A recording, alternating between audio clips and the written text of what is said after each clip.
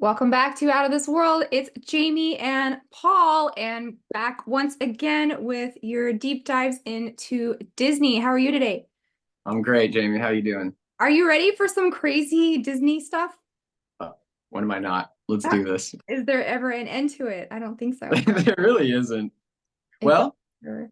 actually, there might be an end to it because the Disney Empire seems to be dead at this point. They're definitely floundering. I just heard someone today tell all the celebrities get off our internet. We don't want you there. You are completely out of touch. We're tired of looking at you and hearing from you. So, They're kind saying that to of Dis- what? they're saying that to Disney. They're referencing all of the celebrities and just basically like Hollywood culture altogether. Like we're over it. We Yeah, can, that Wish movie I think was like the what's the nail in the coffin? uh-huh. Yeah, anyways, they seem to like lost so much money this year that it was just like insane. But anyways, we're not here to talk about that. We're here to talk about esoteric movies. Yes, well, it's part of it because we are going to be talking about Tomorrowland, which is about a defunct dream. Globalists and magicians, and let's get right into it. So, Tomorrowland 2015, this opening scene reminded me of, did you ever see that old classic conspiracy movie, Zeitgeist? Oh yeah. Oh yeah.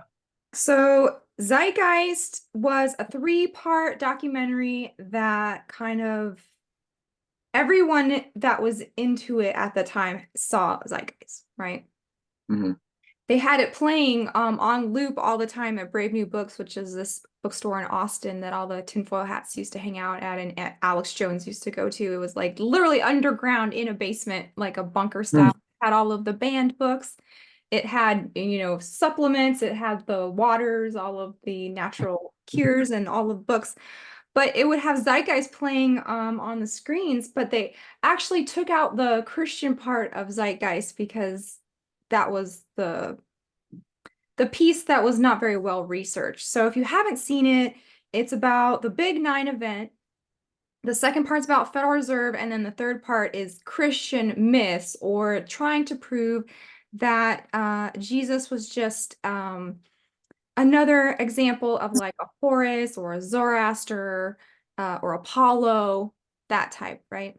When you watched that movie originally, were you like on board with that? Because I sure was, because I didn't know any better years and years and years and years ago, you know? Yeah, I totally was because I was like, well, if they can lie to me about the Big Nine and all of that, and if they can lie about Federal Reserve, then of course they can make up Christian myths. And so it really does a good job of tearing down all of your preconceived paradigms.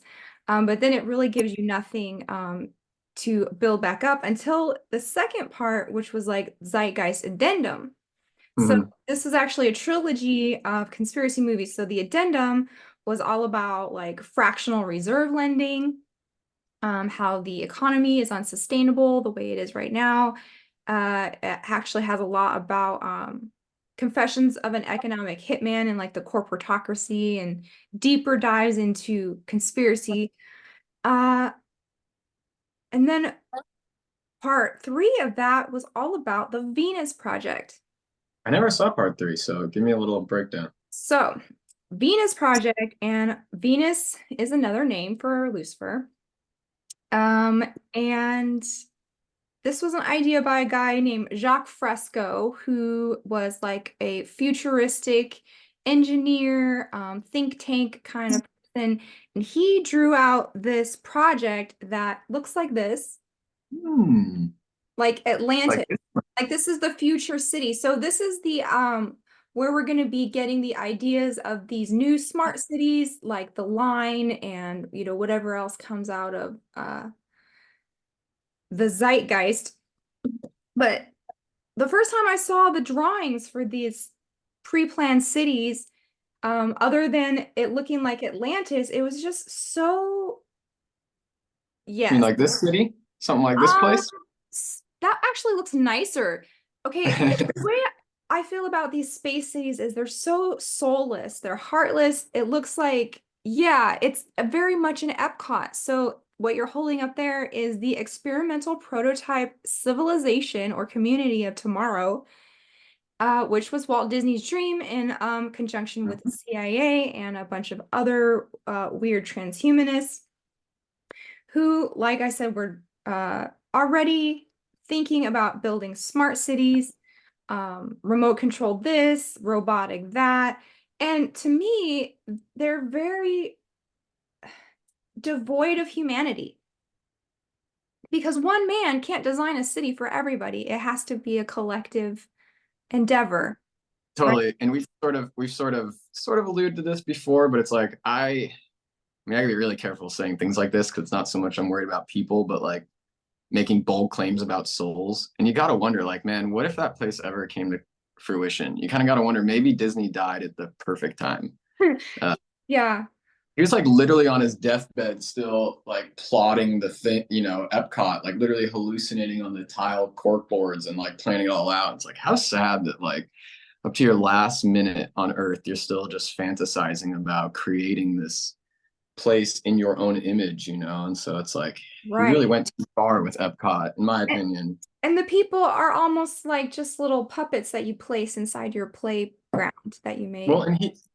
and he's basically said it's going to be subscription living. Like, basically, you'll come into Epcot for a few years, and then you'll rotate out, and new people will come live in, and that way it'll always be updated and refreshed. And yeah, so it's kind of just interesting that like so many things with Walt Disney, he was just the antenna picking up so many things that eventually would come down the pike through God knows what other sort of corporations and entities and principalities and stuff. Yeah, well, we'll get to that in a second because I actually found out that they have an affinity for the number 33 there at Disneyland because there was originally 33 corporate sponsors Hey, let's go. who got together. So I have a graphic for that too in one second. But so back to Zeitgeist for a second. So this guy, Jacques Fresco, he hates children. It's obvious like he's an old curmudgeon, doesn't really have a very high opinion of humanity. Zeitgeist moving forward, they talk about like, well, more Fresco, and then they talk about human nature, they talk about social pathology, they go into John Locke, Adam Smith are discussed, and the movie critically questions the economic need for private property Mm. and money altogether. So it's a weird tearing down of how you see things and then instilling its own transhumanism, its own communism, sciencism, is that even a word? Yes, for sure. Yeah. Well, we're making one. The thing that's the problem, to give those things their credit, they deal in half truths. And so Mhm. it's like a lot of things in the world can really they get it right when they say things are wrong and bad and the myths and they're lying to you, but then they don't offer you any real bread to nourish you with. And it's like that's sort of the thing with the deceiver. All he has is a little bit of truth to it. Like when he says, you'll become gods if you eat this fruit.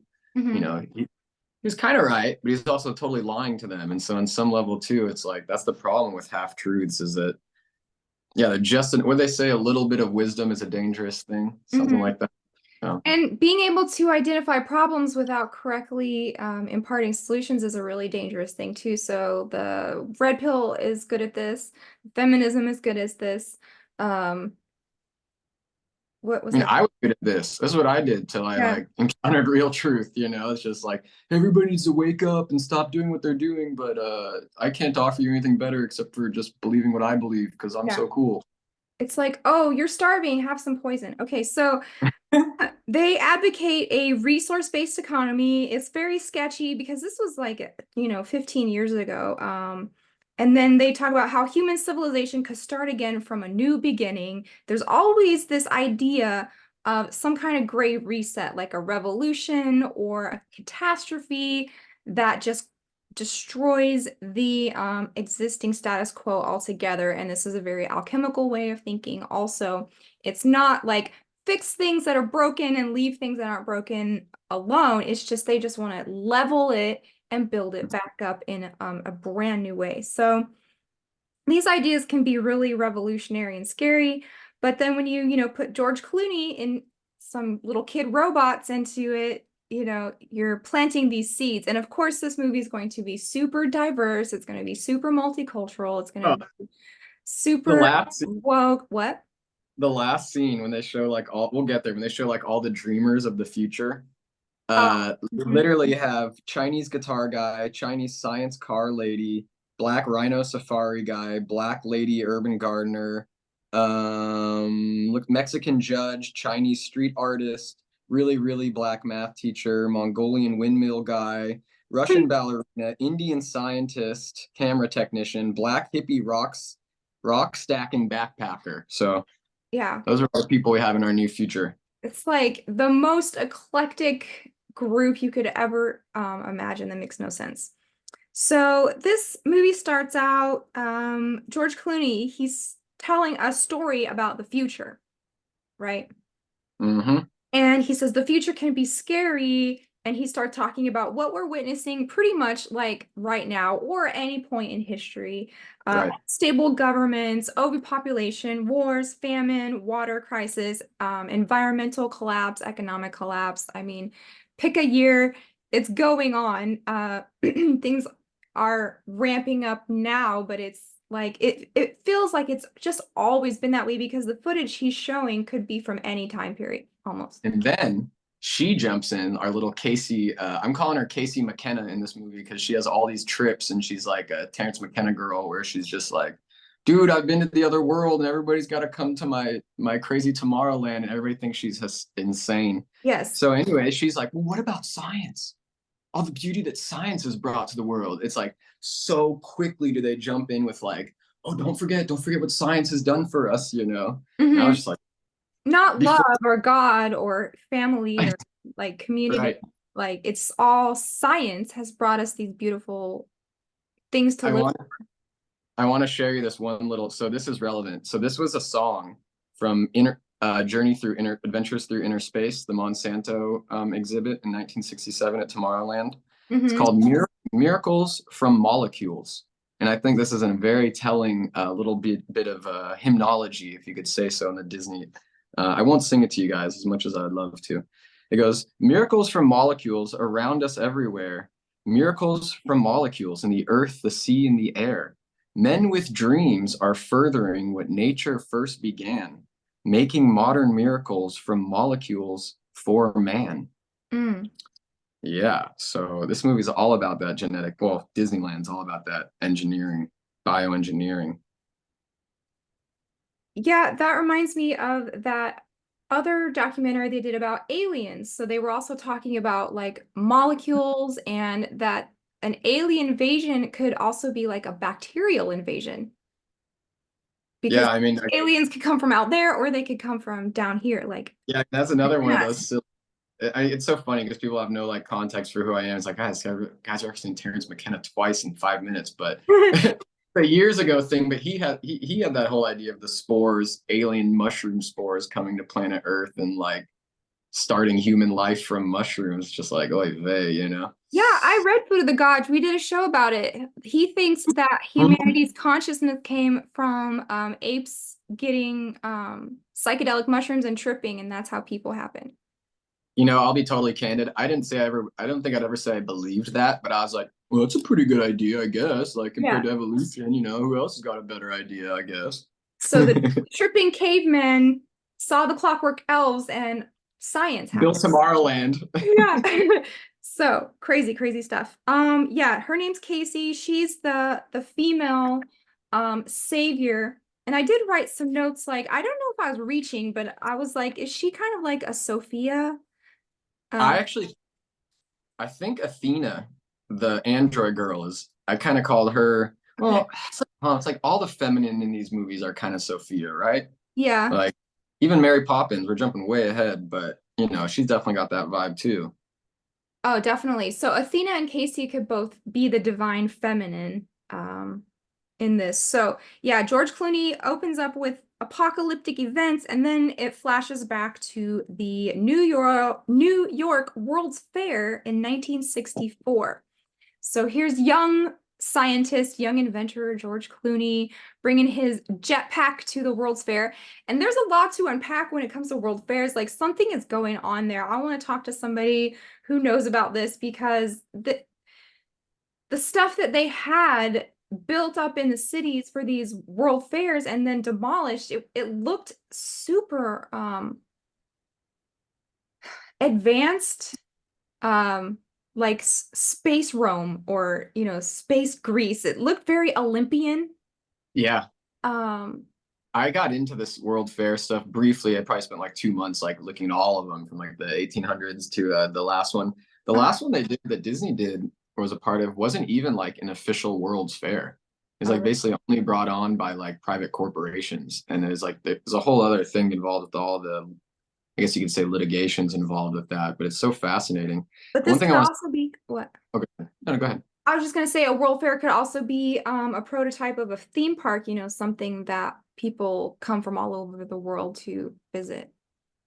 Yeah, it's like with the world, this first scene in a Tomorrowland, I think one of the big things too it's hitting on is like, we always got to remember the meta sort of thing we've talked about in so many past shows, so we don't need to go over it, but kind of like the nostalgia of Disney adults and the love for like the old Disney days. So you watch this first scene of Tomorrowland and it's like, our parents' generation, that's like, oh, that's when we went to Disneyland. That's when things were good. And so it's like they just really ramp up to 10 right away, just the kind of like blasting you with the Disney nostalgia. And so it's like hard if you're susceptible to this stuff, it's hard not to watch that movie and be like, oh, I wish I was there. I want to be there, It's that nostalgic retro-futurism.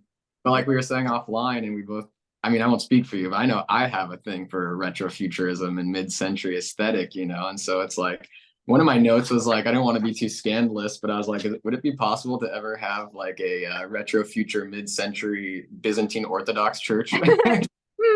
Rocketeer Church. Because he built a jetpack, and there's something about the Rocketeer jetpack that Disney loves also, because they did make that whole movie about the Rocketeer beating the Nazis. But they really love that, like the flying man with his little rocket on his back. Right. And I'm going to jump ahead so we don't forget it, because this reminds me, this is why George Banks is our man, though, because he flies his kite keeping his feet on the ground. He doesn't go flying up into space like all the other ones. George Banks keeps it real. But I'm getting way too ahead. Banks is based. Exactly.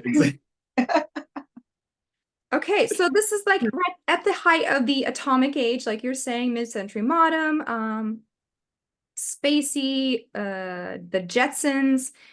They even mention that Small World is UNICEF. So he gets on the Small World ride, and that is the portal to Tomorrowland. Remember? Okay, this is so crazy. I'm so glad you said all that, because it's like we've said this before. I've heard Jay say it in his shows. Everybody says it. Not even people on the street, but the demons don't care. They put this stuff in plain sight, like you just said, the UNESCO, or was it UNICEF? They're the same thing. Whatever, UNICEF right? is like hunger, and UNESCO is like educate or something like that. Like still, they're not even hiding that. Like, yes, we're all a part of this giant global thing, and we're using science to engineer the future, and you're all gonna love it because it comes with popcorn and Mickey Mouse ears. I looked on the Small World bit, because remember we watched the other one, Escape from Tomorrow, and that Small World is also a portal into the demonic realm. Remember in that movie when he goes into Small World and he's seen all the crazy stuff. And I love that in this one, I didn't have enough source material to do a big exegesis, but I love that under Small World is basically you enter into the never-ending abyss of the dark waters. Remember it in this movie? And so there's almost something like poetic about the fact that like under our small world lies like the chaos abyss of the, yeah. That's really a good point. The river of the subconscious underneath. Yeah, like the river Styx or something under there, or the river Life, I guess, or Litha. I don't know how to pronounce it. Forgive me, some chatty chat about it. Totally. So, speaking of UNICEF, UNESCO, Small World. This was interesting. So Disneyland had 33 corporate sponsors in the beginning.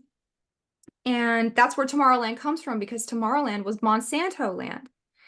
And this is one of the first things that I tried to trigger people with when they're like, why is Disney so bad? I'm like, okay, do you like Monsanto? They're like, oh no, we hate Monsanto, like obviously. I'm like, well, that was sponsored like Tomorrowland. So along with Monsanto, um, Disneyland was a showcase for the leaders of American industry who had these exhibits in the Magic Kingdom. So I'll just like rapid fire. Atlantic Richfield, Bank of America, Bell Telephone, C.H. Sugar, Carnation, Coca-Cola, Douglas Aircraft, Hills Brothers Coffee, Hallmark, Goodyear, Global Van Lines, General Electric, Frito-Lay, which is poison, Kodak, Monsanto, Pepsi, Aunt Jemima, who else? Sunkist, Upjohn, Chicken and Sea, Welch's, Western, some banks, and some other food companies and Timex. So all of these big corporations. Here's a picture right here of the is it Bell? Did you That say was on Bell? here, yeah. Yeah, so here's like a picture at Disney Tomorrowland Mm-hmm. in the 60s. You got on the far right says speakerphone. Mm-hmm. So they are debuting it. And then the page right before we got Monsanto, the house of the future. Yep. Made entirely out of plastics. Yes. Yes. Hold that one up again because it's such a good example of the aesthetic. If it's blurry. Yeah. Can you see it? Is it clear? So it's like Jetson's house. It's all plastic. It's got a refrigerator for a special compartment for your irradiated and microwave foods. So this is where they're coming out with all of these housewife gadgets. Okay, you can put it down. Mm-hmm. The microwave, the all of the things that are supposed to give you the 1950s 60s era housewife of the future. It's kind of cringe for me these days, but I can't deny that I grew up watching Simpsons. And I remember the one where they like moved to a future city stuff, and like Marge basically has everything cleans everything for her by like 9 o'clock. She basically, well, I guess I'll have a glass of wine, and it's like she drinks in the morning, the music's like fum, fum, fum, fum. It's like super epic. It's like the beginning of her downfall. Yeah, exactly. So robots will do everything for you in the future. Yeah, the time travel portal is in the ride. Oh, here, I did write it down. UNICEF is for famine, UNESCO is for education, but they are both parts of the United Nations, hence the UN and the beginning of the word. So, which people for reference audience, we did Rescuers too, and we mentioned a little bit of UN stuff when we did that one as well. Right, and we just did a show with Courtney Turner all about United Nations of Lucifer. Yep, so that was great. That was good. So when he gets there, he encounters like the cute robots that fix his stuff. They all have like jetpacks, they have blue skies. There's a weird double helix construction going on. Did you see that? Like a DNA response? Oh yeah. The tough thing about this Tomorrowland is like, to be honest, I was like, if I had to live in a massive city, I'd rather live in a place like this than like Los Angeles, But again, not saying really, but you just realize this is the power of aesthetics to even take even the most, I'm not the most discerning person, but I try to be discerning. It's like, man, even a nice, beautiful building can totally derail me and be like, oh, I think I want that actually, Yeah, honestly, I'd rather live in Pandora than Tomorrow. That's not fair because that's the right answer. Yeah, I should have thought that. You're getting too meta with me. So without the tree worshiping nature stuff, but like plugging my head. Yeah, without plugging myself into like some weird beast animal thing. That was kind of weird too, but yeah. But yeah, so it looks really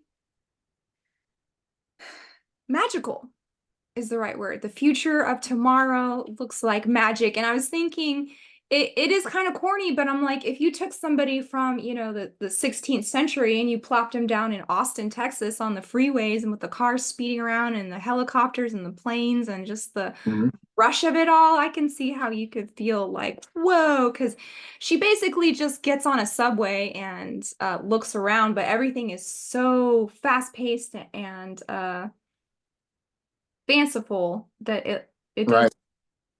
Yeah, we're slightly jumping ahead because she eventually goes there too. But yeah. But so if we you want to go to the next scene where we get introduced to Casey, because Yes.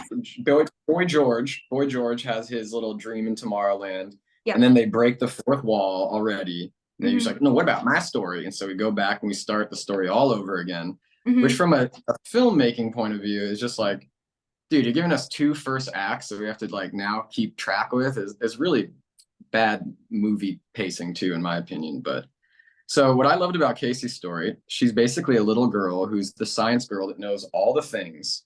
She knows all the planets and all the constellations, and she's got this Gnostic. She's like, I want to go there. I want to go Hmm. to the star and leave planet Earth, and then I want to go to the space and totally disconnect from my body. At least that's how I'm reading it. Hmm. And so and then we cue some rock music to make her sound really cool and bad A. And then she goes to destroy government property. Did you notice when she was pointing out the stars, what's the first one she identified? Oh, I don't remember, but I remembered. I knew I was like, oh, triggered. What one is it? Sirius.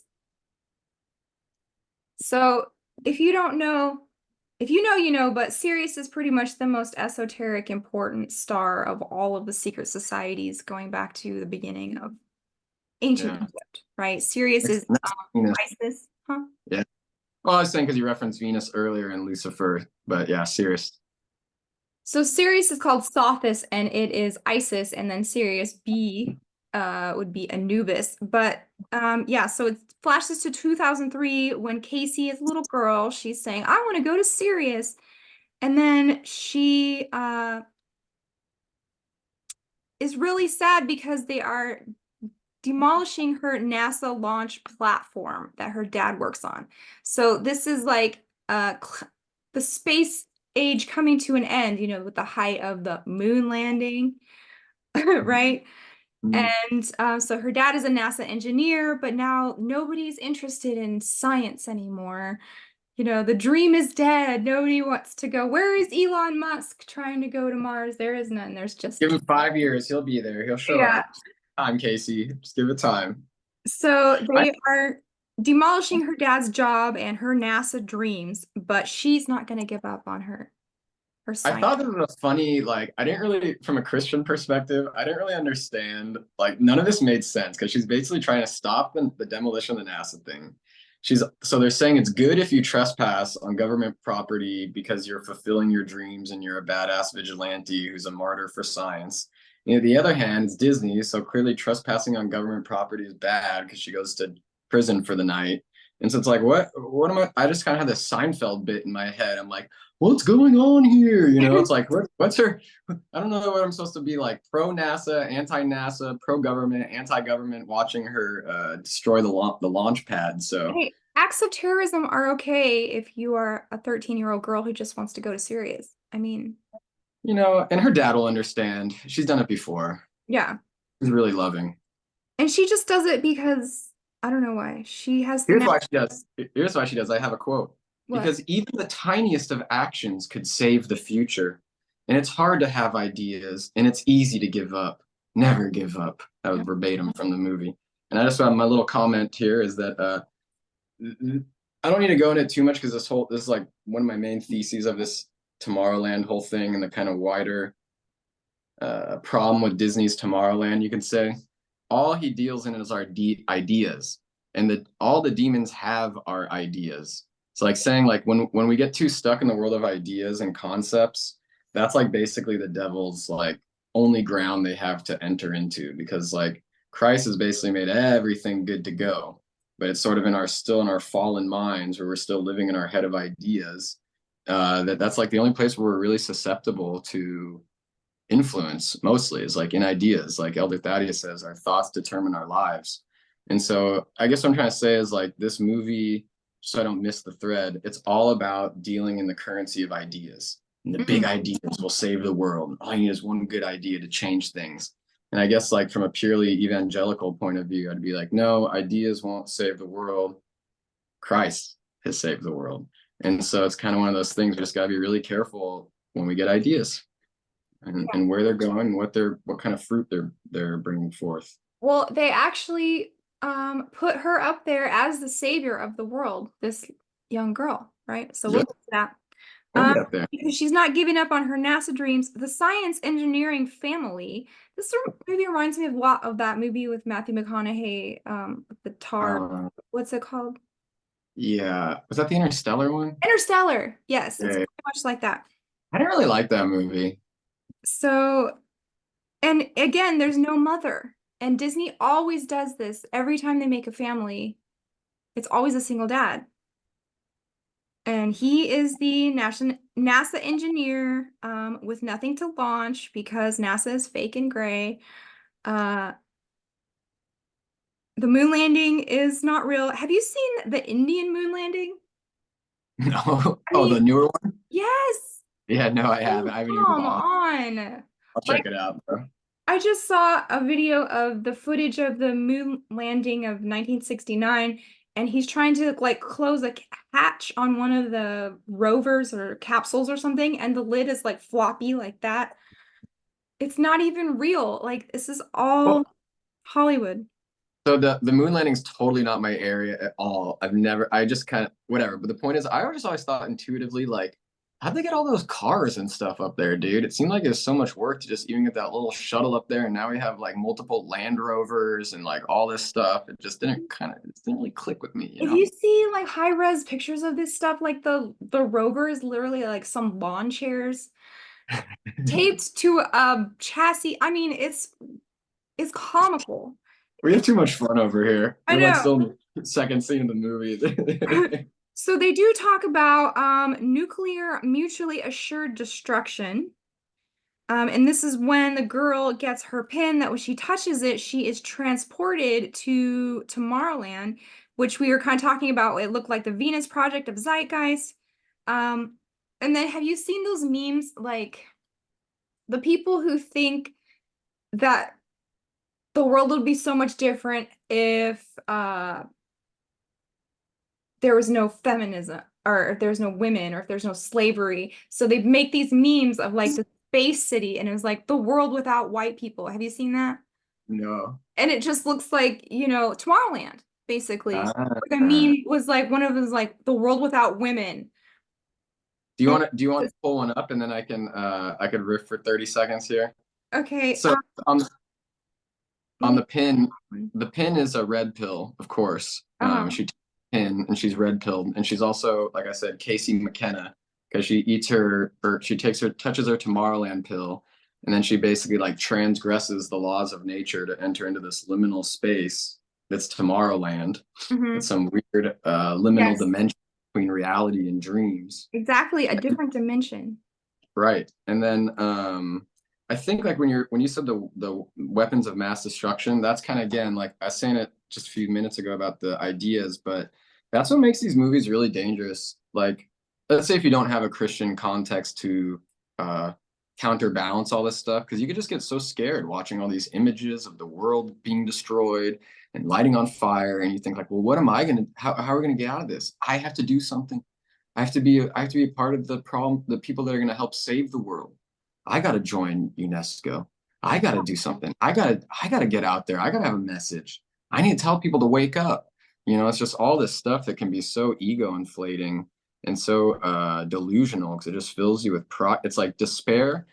My priest tells me, despair and pride are like two evil twins and bedfellows with one another. And so like wherever despair is, pride is really not too far away from it.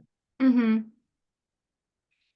I can't find, I don't know what to search up, but they just pop up every so often with like a space city and it's like, look what we could have had if not for colonialism or I'll women. ask I got some friends who are pretty hype on the meme train, so I'm sure they Okay. can find 20 seconds. And I was just laughing because they think they're gonna have some kind of space city without women.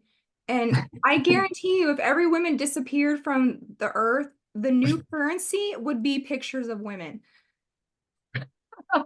I swear that would be, I never thought about that, but it's so true. It's like we'll mint coins with like women on them and stuff. yeah. So you're Um, not gonna have a spacey Jetson city without women. You're gonna be well, fighting over like scraps of pictures of us. I just had an idea. That's all that said, gotta watch out for ideas. No, this is a fact. I'm joking. Athena, though, she's the woman of the future, right? The robot girl. Because remember, even George Clooney has the hots for her. It's kind of like Yes. a weird gray zone He got of his like, heart broken by a robot. yeah, yeah. And then like we're jumping ahead, the last scene where like her final thoughts are like, do I think I love Frank? No, I'm just a robot, but he doesn't know. I don't want to break his heart. But Yeah. he's goo goo gaga over her. Even as an old man, he's like all bent out of shape, and he's like tinfoils himself up and hides away because he's been so wounded by the robot girl. Yeah. He Um, was devastated. exactly. So what was I gonna say about that? Oh, she is the one who is recruiting people for Tomorrowland. So she's the robot from the place, the dimension of Tomorrowland, who comes into our world and by these pins that she gives out access to this place, right? And again, in our like Disney World, that's the total like reference to the whole like pin collectors at Disneyland too. You know about Mm. those people? Oh yeah. So it's like this movie just like hits all these like, oh, you love Disneyland? Here we go. Here's some little Easter eggs for you. And the demons are like, oh, you like being in our world? Here's all this stuff for you too. Yeah, and it's like literally Clockwork Elves land because lots of the stuff is I, automated and yeah, I robotic. totally. I'll be honest. Like it's probably no surprise if anybody could put the dots together. But like I was definitely an old tripper back in the day, and I never did a lot. Never did a lot, but I went hard. And I was like watching this movie, and I was like, is this seriously what I looked like back in the day when I was as crazy as Casey, like walking out of a lagoon, like, oh, I just saw the future, dude. And people are like, Yeah. yeah, okay, Yeah, probably. I've done my fair probably. share of shrooms for sure. Yeah, Had a yeah, lot oh of yeah, fun back in the day. oh yeah. Probably looked really silly. And but you think it's true, you think that, wow, I'm so smart and enlightened and I know so much more than all of these people, and I'm on a different level and different dimension. It's Yeah. what's so A it's lot of what's so pride comes with psychedelics. What? It's oh totally. It's so scandalizing when you become an Orthodox Christian because you realize like, oh, spiritual life isn't about spiritual highs. It's not about these other things. It's about like just repenting and trying to gain humility and like trying to fast and doing all these things that you're like, wait, that's spirituality? Wait, Yeah. I want the elf machines and all the cool colors. Like, you mean I just have to like deny myself all these pleasures? Like, what? It's funny that you mentioned that because, all of these people are getting baptized, and Russell Brand just got baptized. And I Oh, mean, he did. yeah, he got baptized in the Thames River. I saw he was like kind of, it seemed like he was getting on the fence with all that kind of stuff, but I'm Yeah. not really following him all too much these days. So he got baptized on our Palm Sunday, and he gets on and he's like, I just got baptized and it was so incredible and I feel so great and this week has been the best week of my life. And I'm thinking, did I do something wrong? Because that's not I'm how it entering into feels to me, huh?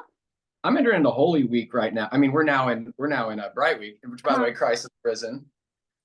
indeed. And But yes, and the so funny part is, I didn't get these big spiritual boosts. Like you said, it was more like a very serious, repentant, like somber almost. I don't want to say that, but no, that is the word. am I doing it wrong because I don't feel the feelies? I No, feel no. brokenhearted and somber. I can't even go to Yes, bed without crying. yes, amen, sister. When my friends came to my baptism, they said, I was like, I didn't want to push it too much because they weren't Christian, but I was like, what did you guys think about it? And he's like, it was way more somber than I ever would have thought from a Christian thing. And he was like impressed by that, like left a powerful impression upon him, Mm, and I think one thing an abbot told me at a monastery, I won't name names because I don't want to whatever, but he said, I was asking about the whole like Jordan Peterson effect and like all these new people possibly becoming Orthodox and what'll that mean if they do, and he was kind of pretty blunt. He was just like, I think it's, you don't want to say a terrible idea because of course the Lord will do what he'll do to bring people into him, but saying that like he could see a lot of churches beginning to invite these people over as guest lecturers. mm, Oh, Russell Brand, now that you're Orthodox, come to our church and talk to us. yeah. Jordan, now that you're Orthodox, come to our church and talk to us. And the But those abbot was people are not Orthodox, though. They're Catholic. exactly, so that the abbot was kind of saying, he's like, yeah, we'll see, and it's like, I know I'm getting a little inflated here saying this, but I'm just saying what I've read from the fathers, and it's like they basically tell us that the apostasy will all begin in the church. I mean, when you think about like in the Reformation times and even earlier in the medieval times, all that stuff with Aquinas and eventually the Protestants and the Catholics, that all begins in the church. All the corruption begins in the church. And by the time you have Galileo, you have the church versus Galileo. And so who knows that in our own time, if Orthodoxy will produce, a bunch of new heretics that are gonna have to we're gonna have to deal with. Right. Yeah, it's a really heavy topic to think about. And I don't want people to get discouraged if they're not having these giant spiritual highs like they hear about on TikTok, when No, not well, baptized with Russell Brand and they're like, I feel great. And it's like, yeah. I mean, if I may, I had this funny thought last night. I was like, wow, going online, I'm like speaking to the world on some level. It's kind of strange because I'm just sitting here in my room talking to you. But if I had a message to the world, quote unquote, guys, don't worry about these spiritual highs. You don't want them. And if you're coming to Orthodox from any sort of counterculture background, you've already experienced this stuff. You don't need it anymore. And it's done. It's totally deceptive. So if you're not feeling those things, it's okay. It really is. And it's better. so Paul's puff piece. We're in Texas now for the more or less our scenes of the movie. I was gonna Did you say have more? Yeah, go back. about the much multicultural astronauts. So Oh yeah. the commercial that you get for Tomorrowland, like I said, it's multiculturalism, it's gender fluid, it's very co-ed. It's very platonic, right? So there's like this ideal perfect city. Because I guess like people should know at this point when we do movie reviews, they kind of gotta hopefully have seen the movie too, so they know what it is we're just talking about. But we're talking about the scene where Casey goes, and it turns out her whole vision of Tomorrowland is a teaser trailer. Mhm. This pin is like a built-in movie trailer, and so she's like walking around Tomorrowland thinking she's in a real place, and she's just being sold an advertisement for a Exactly. future she could one day build. Right. In another dimension. you know, yeah, when you put it like that, it sounds absolutely insane. So, Jamie, would you rather live in Disneyland or the Matrix? Ugh. What's the difference? I know. I asked When myself. Matrix is attacking me. Well, That's Disneyland is Disneyland Disneyland. is the Matrix. That's my Well, the only difference is Disneyland's the analog Matrix, so you can bring your whole body with you, and then you got the other Matrix. It's more like the discarnate one. So, good point. like, would you rather be at home on the Matrix or like walking around and eating in the Matrix? Yeah, people decide. What would you rather have? We'll get to that in a second. We talk about Mary Poppins because it's gonna get weird. We're gonna pop off. Yeah, yeah, Last really. one. So she goes to this curiosity store called Blast from the Past, and again, it's got that Jetsons, a mid-century modern aesthetic, Star Wars, all of the Star pop Wars, culture things in there. What? Star Wars, Star Star Wars, Wars, Star. yeah. And she hears the moon landing line, the one small step Hollywood line, I right? wrote that too. And it's right. It's right when she's about to basically meet the android and get all blasted up in the store. And I just thought, I was like, oh, they knew exactly what they were doing, putting that little quote in there right at that moment in the plot too. Yeah. I thought my notes here, you have the lady zombie. Oh yeah, and you have the lady character who's zombieing out, looking at the atom bomb on television. And she basically knows she's like this inhuman person. So it's like kind of eerie because she's like her being this sort of inhuman. Oh, I guess they're animatronics. That's what they call them in the movie. They didn't really explain where those came. They came from Tomorrowland, right? Yeah.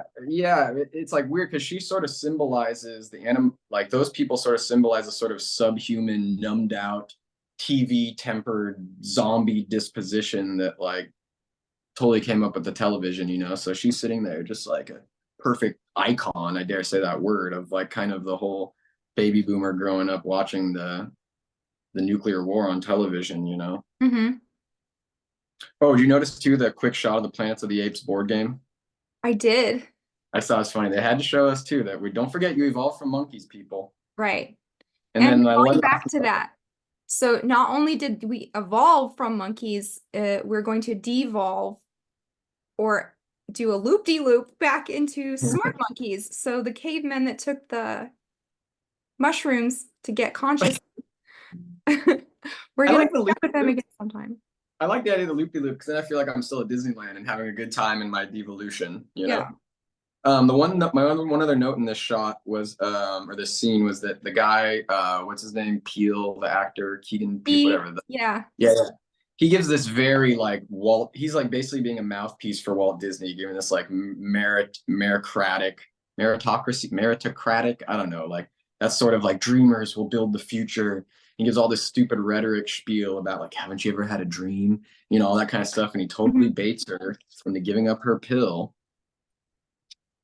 Casey gives up her T card to this guy because he's just totally luring her in with hopeful words. And then he Yeah. tries to just like a demon. Good point. He's an archon, maybe. Yeah. So, yeah, she goes in to try and find the origin of this pin that shows her all of these visions, and he says, all the smartest, most creative people in the world formed a breakaway laboratory in another dimension where they could build whatever they imagined away from politics and bureaucracy and greed. And Exactly. That's what I was saying. Yeah. Yeah. just like Glad you quote. Zeitgeist. Yeah. Mm-hmm. Exactly You what know, they're trying to prove with the whole Federal Reserve and the fractional reserve lending and the Zeitgeist trilogy and the greed, obviously, like we were just talking about, they identify real problems, but then the solution is the bigger problem. I think Walt Disney's a victim so much of all this stuff because like he was clearly complicit. He had such big dreams and ambitions, but when you think about the larger principalities, like with all these organizations and stuff you're talking about, it's like they just used Walt Disney to like fabricate all this stuff, you know. When I say they, I mean like powers, the invisible powers, you know. And so yeah, it's just strange. It's like they say the devil's in the details, right? And it's like Disney's one of those things people roll their eyes at me and maybe even you like because it's like, why do you care so much about Disney? It's like, dude, it's because people don't want to talk about this stuff, and it's exactly through these that a parent will just put on a Disney movie, a child will watch one little thing, and it'll just hook into one part of their psyche that might be a little like soil that hasn't really been tended, and they'll throw this seed in there. It's just will sit in there for so long and just bloom at a certain point in someone's life where it's just like, boom, here comes the satanic thoughts, or like kind of trying to say is like Disney is such an interesting vector because like the demons will just come in through it because it's so innocuous and childlike, and you have the big eyeballs and the cute animals, and it's like no one wants to show their kids straight up demons, but they'll show them Jungle Book or something ridiculous because it's like, oh, it's harmless, it's animal stuff. And Or just Black Cauldron. yeah. And That so was I just can't really overemphasize to people the sort of need to put on your X-ray glasses when looking at this stuff and sort of seeing, like you talk about, we've been talking about on these shows, just like the sort of deep archetypal, you know, substructures in these that are like totally unchristian.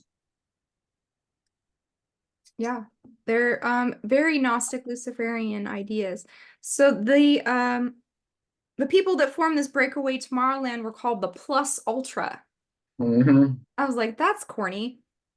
And yeah, they made these contact pins that smart people could get in touch with them if they needed to, and if they had, you know, NASA dreams to contribute to Tomorrowland or dreadlocks. I mean, that guy, that was like the worst thing in the whole movie, his dreadlocks.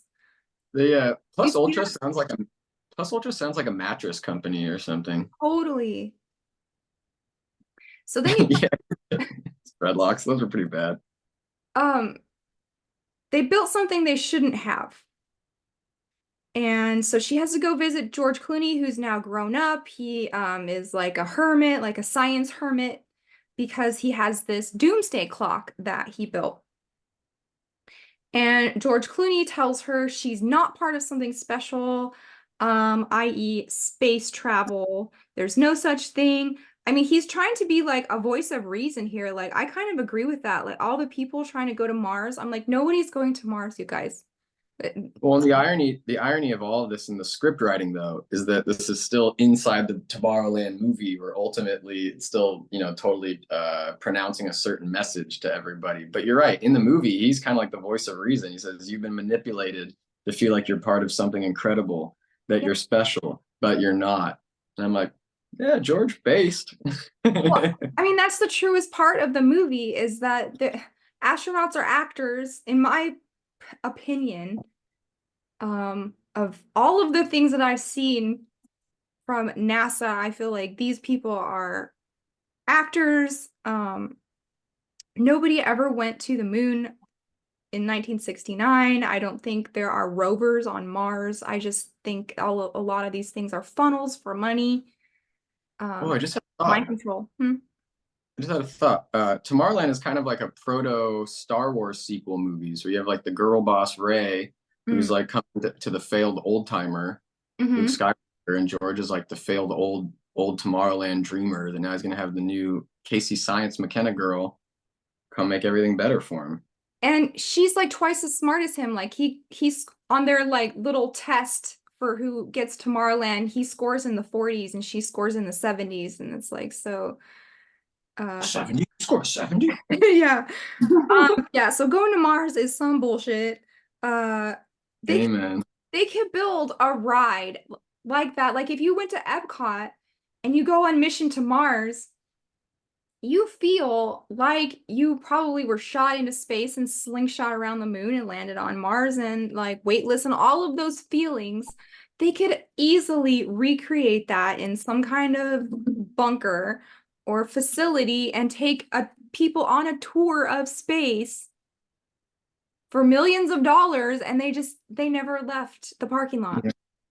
Yeah. I think I know we have our own little corner of tinfoil over here, but I would not be surprised if like years from now, I'm not saying literally like Jamie and Jay and Paul, and Rachel, everyone was right, but Disneyland, dude, is the prototype of the weird new future we're moving into, and it has been for like almost 50 or whatever. How long's it been around now? 100 years. 70. Well, yeah, the corporation, but like Disneyland itself, and just kind of the whole Disneyland con. itself, 1955, so 70. Yeah, 75. So that whole idea of just concretizing into stone and clay, so to speak, all of this crazy future Gnostic stuff, man. And it's like I've always joked, like part of why I was so fascinated with Disneyland was like if is before becoming a Christian, but it's like if I have to live in some stupid dystopia, I'd rather live in Disney's than Google's or like Facebook's. Of course, I don't want any of them, but like more of the point is kind of just saying a couple of minutes ago, they get you with this veneer of pretty aesthetics and all the cute stuff that makes you think you want to be there. Because otherwise, you have suburban strip malls and everything else of the world, that ugly fake and gray world that we're living in. Mhm. And so Disneyland is a much better alternative to a future, right? As long as Goofy's not there, I hate him. Good. Oh. Or Toy Story. I hate Toy Story too. Yeah, we won't bring that up. Ugh. We won't bring, yeah. Okay. So I Elon Musk love is going to sell you a ticket to Mars for $1 million. You're probably not even going to leave Earth. Yeah, you're gonna go to downstairs in Disneyland. Yes. Then you come to find out Clooney had this crush on the robot girl when he was young. That's why he's so salty as an adult. He wasted his whole life on this dream, this commercial of Tomorrowland that never actualized. They threw him out for building a doomsday probability countdown clock. So this reminded me of a couple classic conspiracy things. First was the Philadelphia experiment. You remember that one? No, I don't. Edify me. They were trying to, I don't know if this is true or not, because this was like back in the maybe pre-World War II or around that time, uh, disappearing entire ships and then reappearing, um, Oh, okay. fading in and out of dimensions. And the story of the Philadelphia experiment was they were on this ship and they faded into a different dimension. When they came back, they were like melded with the ship and it was all horrific. And there was some B movies about this anyways. I gotta check that out. That sounds awesome. But then Project Stargate. So this was a real thing. They were trying to actually look into the future, right? And they're describing what George Clooney built, this probability countdown clock, because, and this is all just you know, conspiracy nuggets from the past. I don't know if this was actually a thing. But you know, DARPA and Russia did take their psychic spy research programs very seriously in the 1970s. Like entire Okay. universities were built around this kind of thing. Well, I mean, they went so far. You mentioned it before, but they even had the like they would even do it to cats. Acoustic Kitty, you know, Yes. like the crazy. Yeah, I know the Acoustic Kitty, of course. It's such a great one. Well, it's terrible, but I loved with the Doomsday Clock that just made me laugh so much is like, okay, so it's 100% chance of Doomsday, right? And then Mhm. he meets Casey. She gives him a little bit of hope, and then it's like 99.99% chance. And I was just laughing. I was like, I wonder if this guy should he have maybe have met one other person in his life before Casey? Maybe his clock would go down a little bit more. You know, it's like Oh literally the first yeah. person he ever meets outside of his tinfoil world is optimistic. And he's like, what? Like the future's not set in stone? It's like, yeah, dude, get out of your house and meet more people, you know? Right. That's a good point you just made. Um, it's the because she keeps calling herself an optimist. I'm an optimist, right? I'm not a Right, doomsday person. right. Oh, we missed this scene. I don't want to spend too much time on it, but I felt one of my craziest scenes was that poor truck driver. Remember when they're going and they take his car and like first because it's Casey and Athena, they're driving, right? And Mhm. then the car surrounds the car, so this guy hits Casey, or no, he hits Athena, the robot. This guy driving down the road, he hits her. He freaks out. He like has this trauma that he just hit this little girl, and then he gets his car stolen by Casey, and then he sees the robot girl like running like T1000 down the road, like imagine this guy's day he had. He just like hit a child, got his Yeah. car, and then sees like robot child get up and like run like 80 miles an hour. He's probably, I want to know what his story was Yeah, right. after.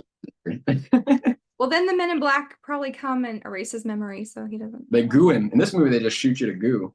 Yeah. So I did look up, okay, Stargate Project. It was a secret U.S. Army unit established in 1978 in Fort Meade, Maryland, in conjunction with SRI International, who also helped build Disneyland. So SRI was informing Walt Disney of the very spot to put the carousel on because they believe in ley lines. You've heard of ley lines, right? Yeah, yeah, yeah. I remember you mentioning that before. I don't think I had the connection though between SRI and Disneyland. Or Yeah. no, you had Stanford Research. That's right. So this Project Stargate was trying to do remote viewing, see events from a great distance. It was terminated in 1995 after it was concluded that was not useful. And then the program was featured in the book and film Men Who Stare at Goats, which also stars George Clooney. Hey, So I remember going to conspiracy conventions and people talking about Project Stargate in their lectures or whatever, and they're like, I worked on this, and there was a moment in time that they couldn't see past 2025 or something, so there must have been a cataclysm that changed the consciousness of everything. And they do at the end of this movie, we'll get to that, they witness the destruction of the world in their yeah, this was in that one little scene where they show I put propaganda. It's basically we're getting hit by both the left and the right hand of the enemy because they show you all this terrible propaganda apocalypse brought to you by the Disney Corporation in order so that you'll be afraid and then believe in their better new future you're gonna get. So it's like it's my little picture I drew for myself. These demons are basically pushing you over. You got the Yeah. one pushing you, all the other demons being complicit. And that's what they're doing to us in the world. Oh, yes. Yeah, So one you wheel's get behind you so you can fall, trip over him. yeah, exactly. That's how the demons work. That's perfect. So there is a scene where they have to go to the Eiffel Tower and they Sorry, find the secret room in forget. Eiffel Tower that has the what he calls the four founding members of Plus Ultra, right? Eiffel, Jules Verne, Tesla, and Edison. And there again, the Eiffel Tower was unveiled at the Paris's World's Fair. There's a Right? giant yeah, yep. I was gonna say it's a giant nub explorer. Yes, it is the nub antenna to detect subspace and trans-dimensional places, they say. So they almost talk about the Edison Tesla feuds, like the AC DC current feuds, and the Right, right. Edison seemed like a psychopath, like electrocuting elephants and stuff. Yeah, and like George Clooney's just totally like nerding out, like Marvel fanboy, like talking about all the like connectedness of the lore. He's a Hmm. lore. And the tower itself is like this steampunk fantasy rocket. Nub rocket. Yes. So if you love steampunk and you love space age, they converge in the Eiffel Tower, and it opens up to shoot them in a rocket to outer space slash parallel dimension. Right, and it goes around the moon, and there's like so much we could even talk about with like all that symbolism, before it enters back into the earth, and kind of like whether it's the feminine of the moon and that sort of more lunar sublunar area of how do I say it? Like the spiritual world. What I'm trying to say, I'm trying to make a broad connection between the moon and the earth as both these weird feminine symbols that the rocket sort of moves between in this movie. Mhm.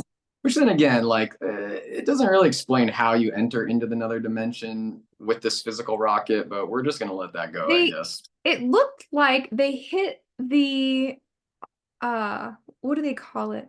The dome. You know what flat earthers call what is it called? I don't know their official word for it. The firmament or Yes, something? firmament. Okay. Yeah, yeah, So yeah. it looks like they crash into the firmament and then go to another dimension. So they blast through there. They end up at the defunct Tomorrowland, which looks like an abandoned theme park. Everything is crumbling. And somehow Dr. House, I forgot his real name, but he's in charge It doesn't matter. of Tomorrowland, and his name's Governor Nix, Hugh Laurie. That's it. That's it. That's it. Yes. So, He, yes? oh, I'm jumping way ahead, but Governor Nix eventually becomes Governor Nubs when he gets smashed. But He gets his Robo Nub smashed. Sure. Was he a robot or not? I thought he was. don't think so. No, I think he was just he was like another bitter Frank George Clooney, but just Oh, he actually does something with it. oh, I He, see. when I say he does something with it, it means he takes destiny into his own hands and brainwashes the people and. Oh, because, yeah, he said he has to eat his milkshake or something, so he's human.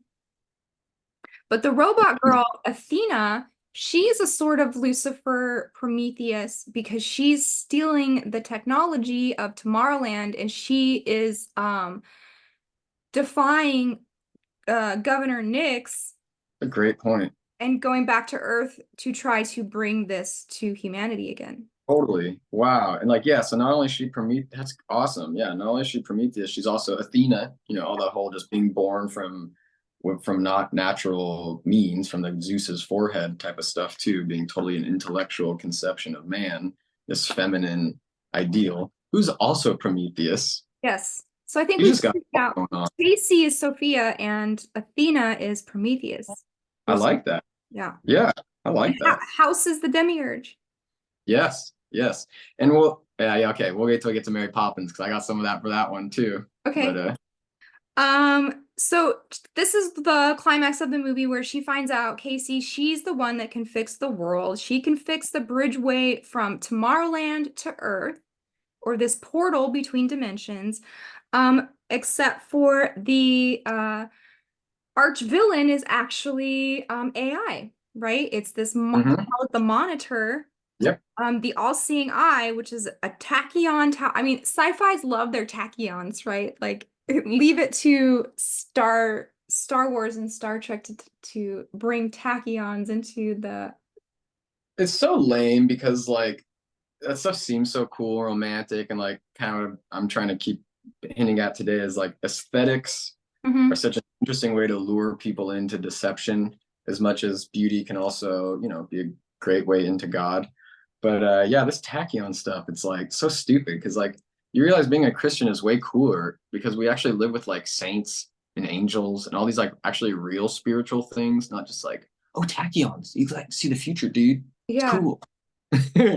Uh, Higgs boson particles and tachyons. And Like, dude, you ever heard of the Holy Spirit? well, if you think about it, the way they explained it, the liturgy and the the ceremonies are actually outside of space and time, because if time is all happening at once for God, then we are participating in the crucifixion and the resurrection All at once. all at once. And the incarnation and all of it. Yeah, totally. It's like everything we do for anybody who doesn't know the word in the audience, it's all about the eschaton.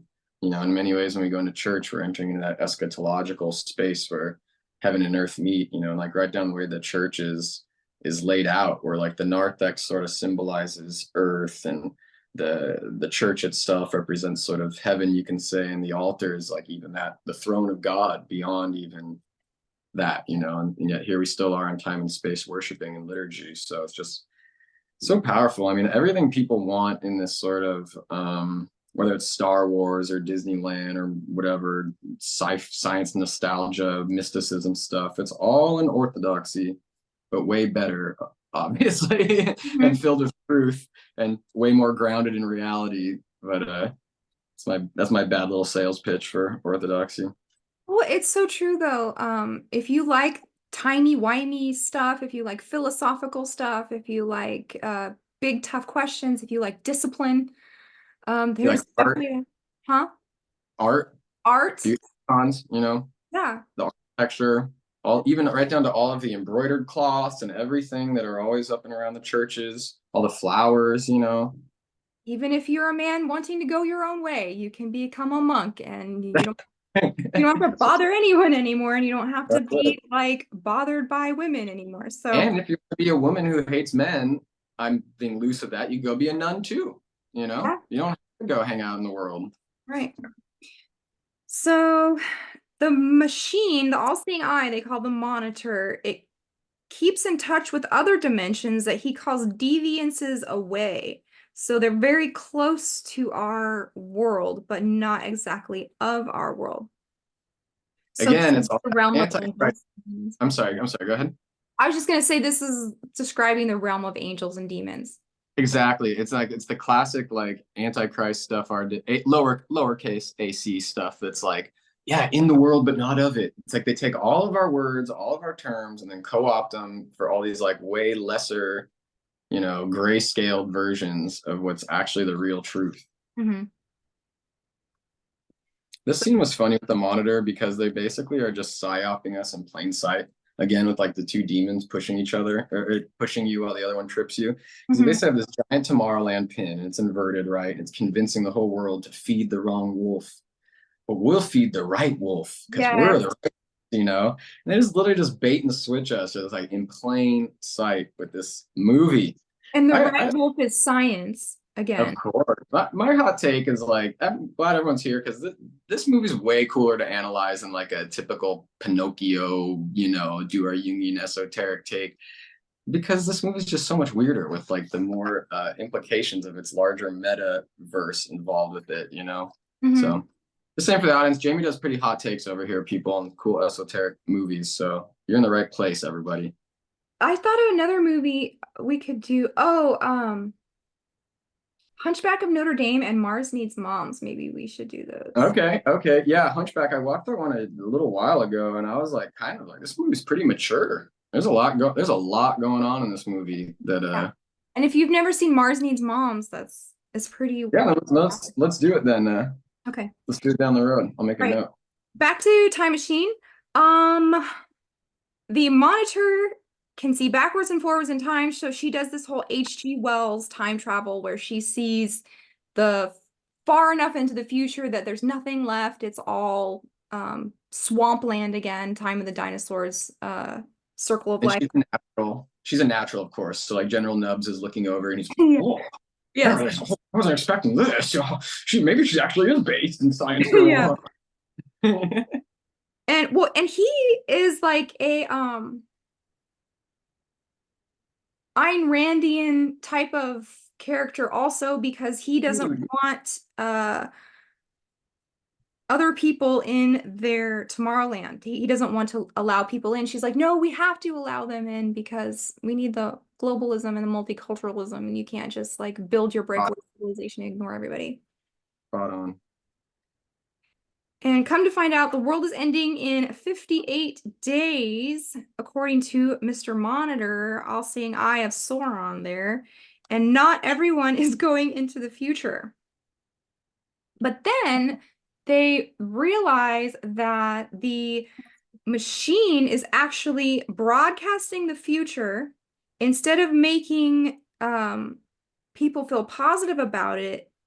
They make them feel negative and thus creating a negative outcome. So this is super high level meta predictive programming. Exactly.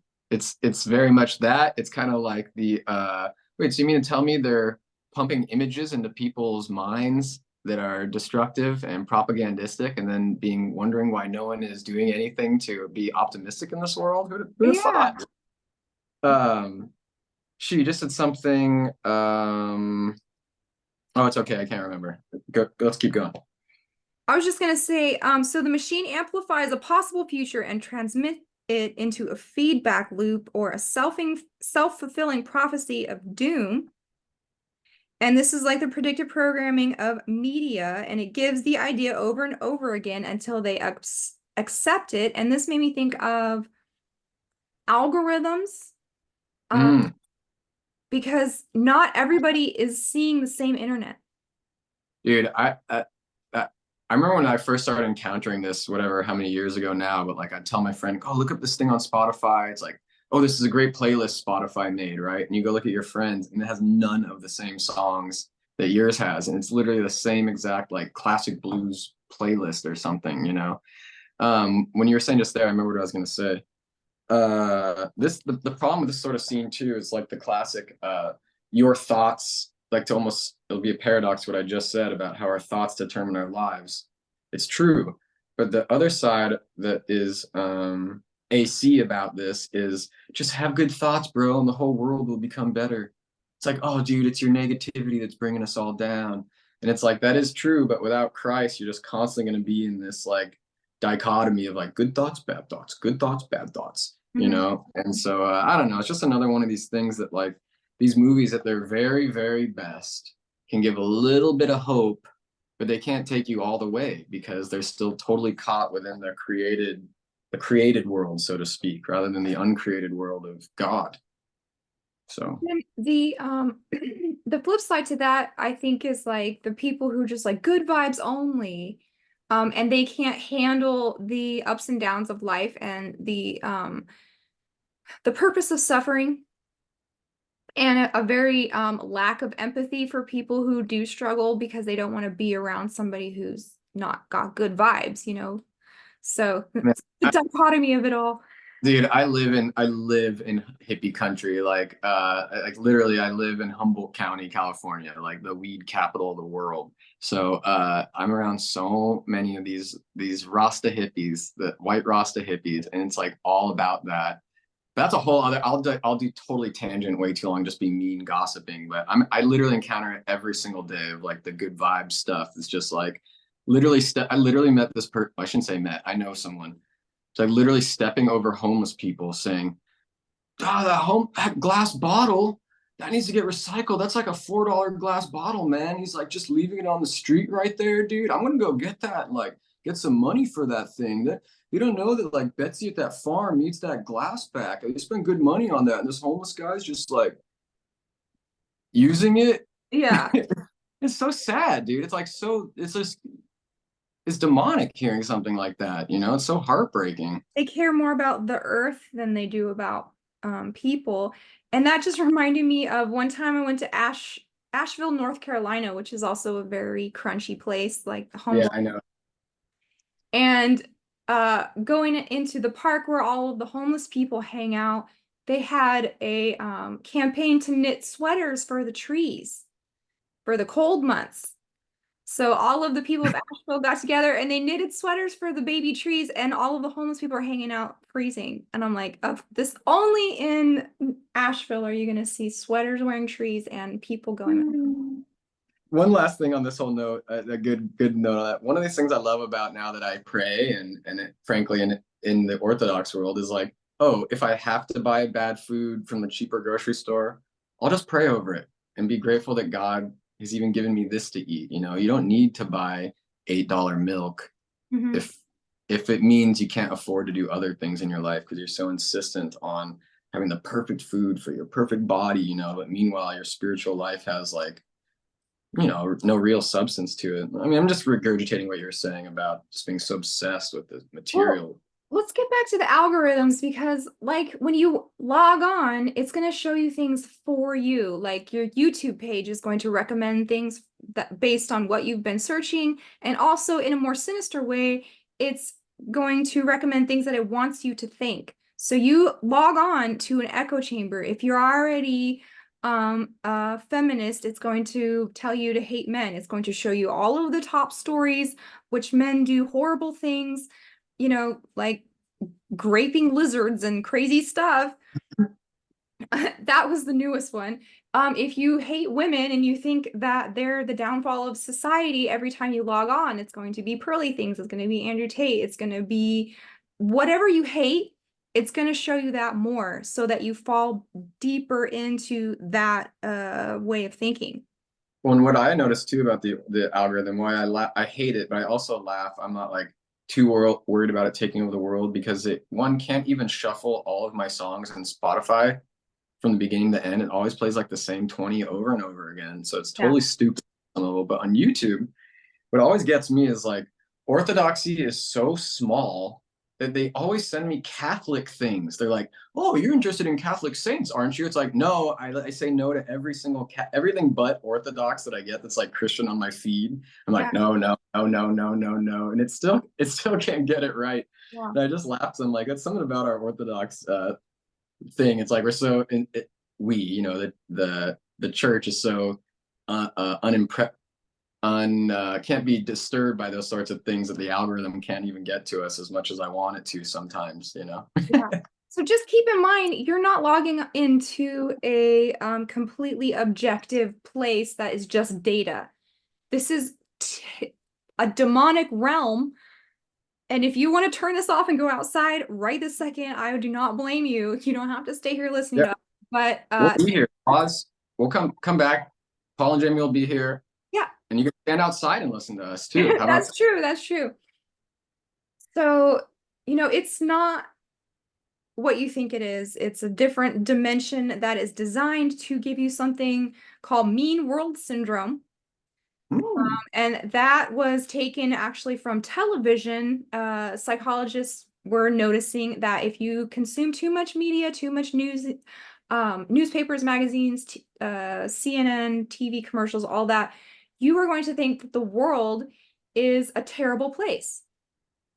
Well, it's tough because, like, frankly, from our Christian point of view, it's like the world is kind of a terrible place, but creation is good, people are good, and when you realize like that everyone is just constantly under attack by the demons, and if we want to be silly, bad vibes, then you get way more compassion for everything going on in the world, and it's like kind of like what you've been doing on your show, and just want to expose this stuff and try to help people, you know. But it's tough because the world, like, because I definitely had my like dark, you know, mean world syndrome time in my life, you know. And when I finally became a Christian, it was like, oh, okay, so like I don't need to keep ruminating and all that, but I also know I wasn't entirely off base perceiving things in that negative light. But Mhm. it's only, but that, like this says, where there's darkness, there is no light. And so it's like once you get in this light of the church, all that stuff just really takes a back seat of importance, you know, and you just are filled with so much more joy and hope of wanting to, you know, frankly live in Christ and sort of transfigure the world we're already in rather than just kind of like being able to judge it all and have nothing to actually do with it to be able to make it better, you know. And so the alternative is you get these stupid Tomorrowland utopia visions, which like in the church we call it a chiliastic heresy. It's like trying to bring heaven on earth, you know.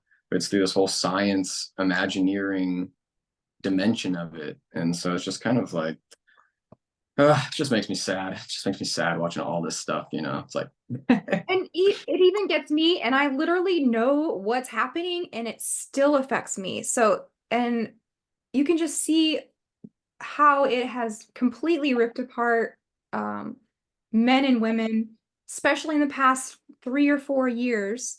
Now we have everything is gender wars now, right? We are completely balkanized. Marriages are falling apart, people are fighting, and it's a lot to do with just what the algorithm was showing you that day, trying to get a rise out of you, trying to make you hate each other. It's just crazy. Like, I could keep yeah, going on about that, but yeah, free world. Yeah, we gotta keep moving because we got so much to talk about with Mary okay. Poppins too. So So House, General Nix, he's trying to save civilization by showing its collapse, but the humans actually embraced the apocalypse, and he gives this whole like Extinction Rebellion speech, it's right? like the boringest climax ever. It's literally just 20 minutes Yeah. talking.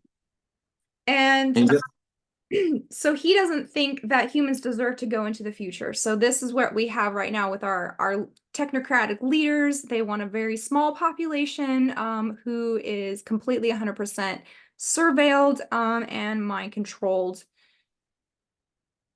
The utopia, amen. right? Yeah, amen. He And gives his, he gives his rhetorical mic drop of nihilism blurbing, and that's it. And he's like, "Got you, bro," to Frank. You know, "It's all done, dog. I got you." And he's like just totally gaslighting him on all this nihilistic nonsense. And then mhm. he gets nubbed up. So that's what he gets for being such an a-hole. Yes, and the little girl, the little robot girl, she kind of learns to love, or she has a little existential debate about what is love. They Yeah, there's a weird, she's like weirdly maternal too. There's like this weird, she's like, because you know, she's like smarter than Frank, she's more evolved. And so there's seriously like this weird entangling of like youth and maturity and seduction and wisdom. And it's like, oh, you mean like the tree of knowledge and the serpent and all that sort of confusing what's right and what's good and what's pure. And so I don't know. I just thought the kind of like it was a very weird dynamic between Robot Girl and Frank, and not necessarily in the movie itself, but the larger, I think, connotations it was sort of implying with a lot of that stuff. Like, again, not saying they were like doing it off screen, but just like I said, like this weird entanglement between youth, maturity, seduction, and wisdom, and quote unquote love. Well, she is also an Antichrist character, in the way that she takes place of Christ at the end by sacrificing herself to save the world, right? The Yeah, robot and woman. you notice it's an inverted Pieta thing too, where he's holding her, like in that famous, all those famous statues of the Virgin holding Christ, you know, after he's died. And in this movie, it's she's dying, and George Clooney in his jetpack again, soaring up beyond the ground. Now he's like holding his Pieta, or you know. So I just thought it was an interesting bit of quote iconography going on there. Right. And so as Christ was a real adult man sacrificing himself, she is a synthetic child female sacrificing herself. So I'm glad you said that. I put my little note for the climax was Frank, let's see. There's a yeah, the strange inverted as she goes to her sacrificial death offering to the unknown god of Tomorrowland. Right? Because what's she sacrificing herself to? The future? Mhm. Like vaguely the vague future. It's like, what does that even mean? And this is what they're going to try and tell people to do. You need to sacrifice yourself for the children of the future. So climb in the unaliving pod, because there's not enough, and we can't all go into Utopia Tomorrowland. Some of us are just going to have to go back into uh, star stuff if Hey, and guess the what, best guys? can survive. Yeah. In the audience, if you're worried about that, there's a thing called monastic vows. You don't have to go do that. You don't have to, you know, completely give up on the world if you don't think you have any quote biological use or anything like that, you know, and you don't find yourself a partner, a husband or a wife, you know, you Yeah. definitely have an option here. And You you're don't have not consuming very much to. resources being a monk, Right. The right? one last thing I was going to say on the climax is that instead of basically a crucifixion and an ascent, Mhm. we have her martyrdom as a fall, going the other way. So I thought it was another kind of one of these funny ways to invert everything going on, that like Christ rises to bring us up on the cross, you know, and that's his ascent, where her crucifixion is a fall through gravity. And so I just thought it was kind of a very funny poetic bit of symbolism there. And in order, because she needs to fall in order to liberate man from the programming, from princess programming. Right. So they blow up the antenna of Tomorrowland, which looks like the Eye of Sauron. The big evil building that's telling everyone the world's gonna end. And then they need children to imagineer a new world. And that's when you were talking about they're looking for dreamers, and you listed off all of the different eclectic type of people that they recruit. And she says that stupid wolf analogy again, and their recruitment campaign is like, you know, the most multicultural cringe UN wet dream global Small world need, small right? world UNICEF thing ever. Yeah. So this Yeah, I love the ending. I love the ending, quote unquote, because she like comes back from her trip and she's like, Dad, I've just come back from the alternate dimensions of tomorrow transforming elf machines, and you gotta come back with me, Dad. And he's like, all right, no, I'm down, because he came with a robot, you know. But yeah. I don't know. I could have laughed. I just kept calling her Casey McKenna this whole movie because Going with she just it. Totally. her. So yeah, I think that was pretty fat symbolically. Yeah, like we won't go into. And Sorry. just I'm trying esoteric to analogy. Yeah, go ahead. Yeah, I'm trying to be more aware because as some guy in the last comment video, I noticed it is true. The audio kind of gets weird if we talk over each other in the playback. So I'm trying to be more aware of that. But the one thing I was going to say is we can't do it now because I want to get to Mary Poppins. But what I really liked about Tomorrowland is I found it for me to be a really interesting vector to sort of kind of contemplate the whole Disney empire.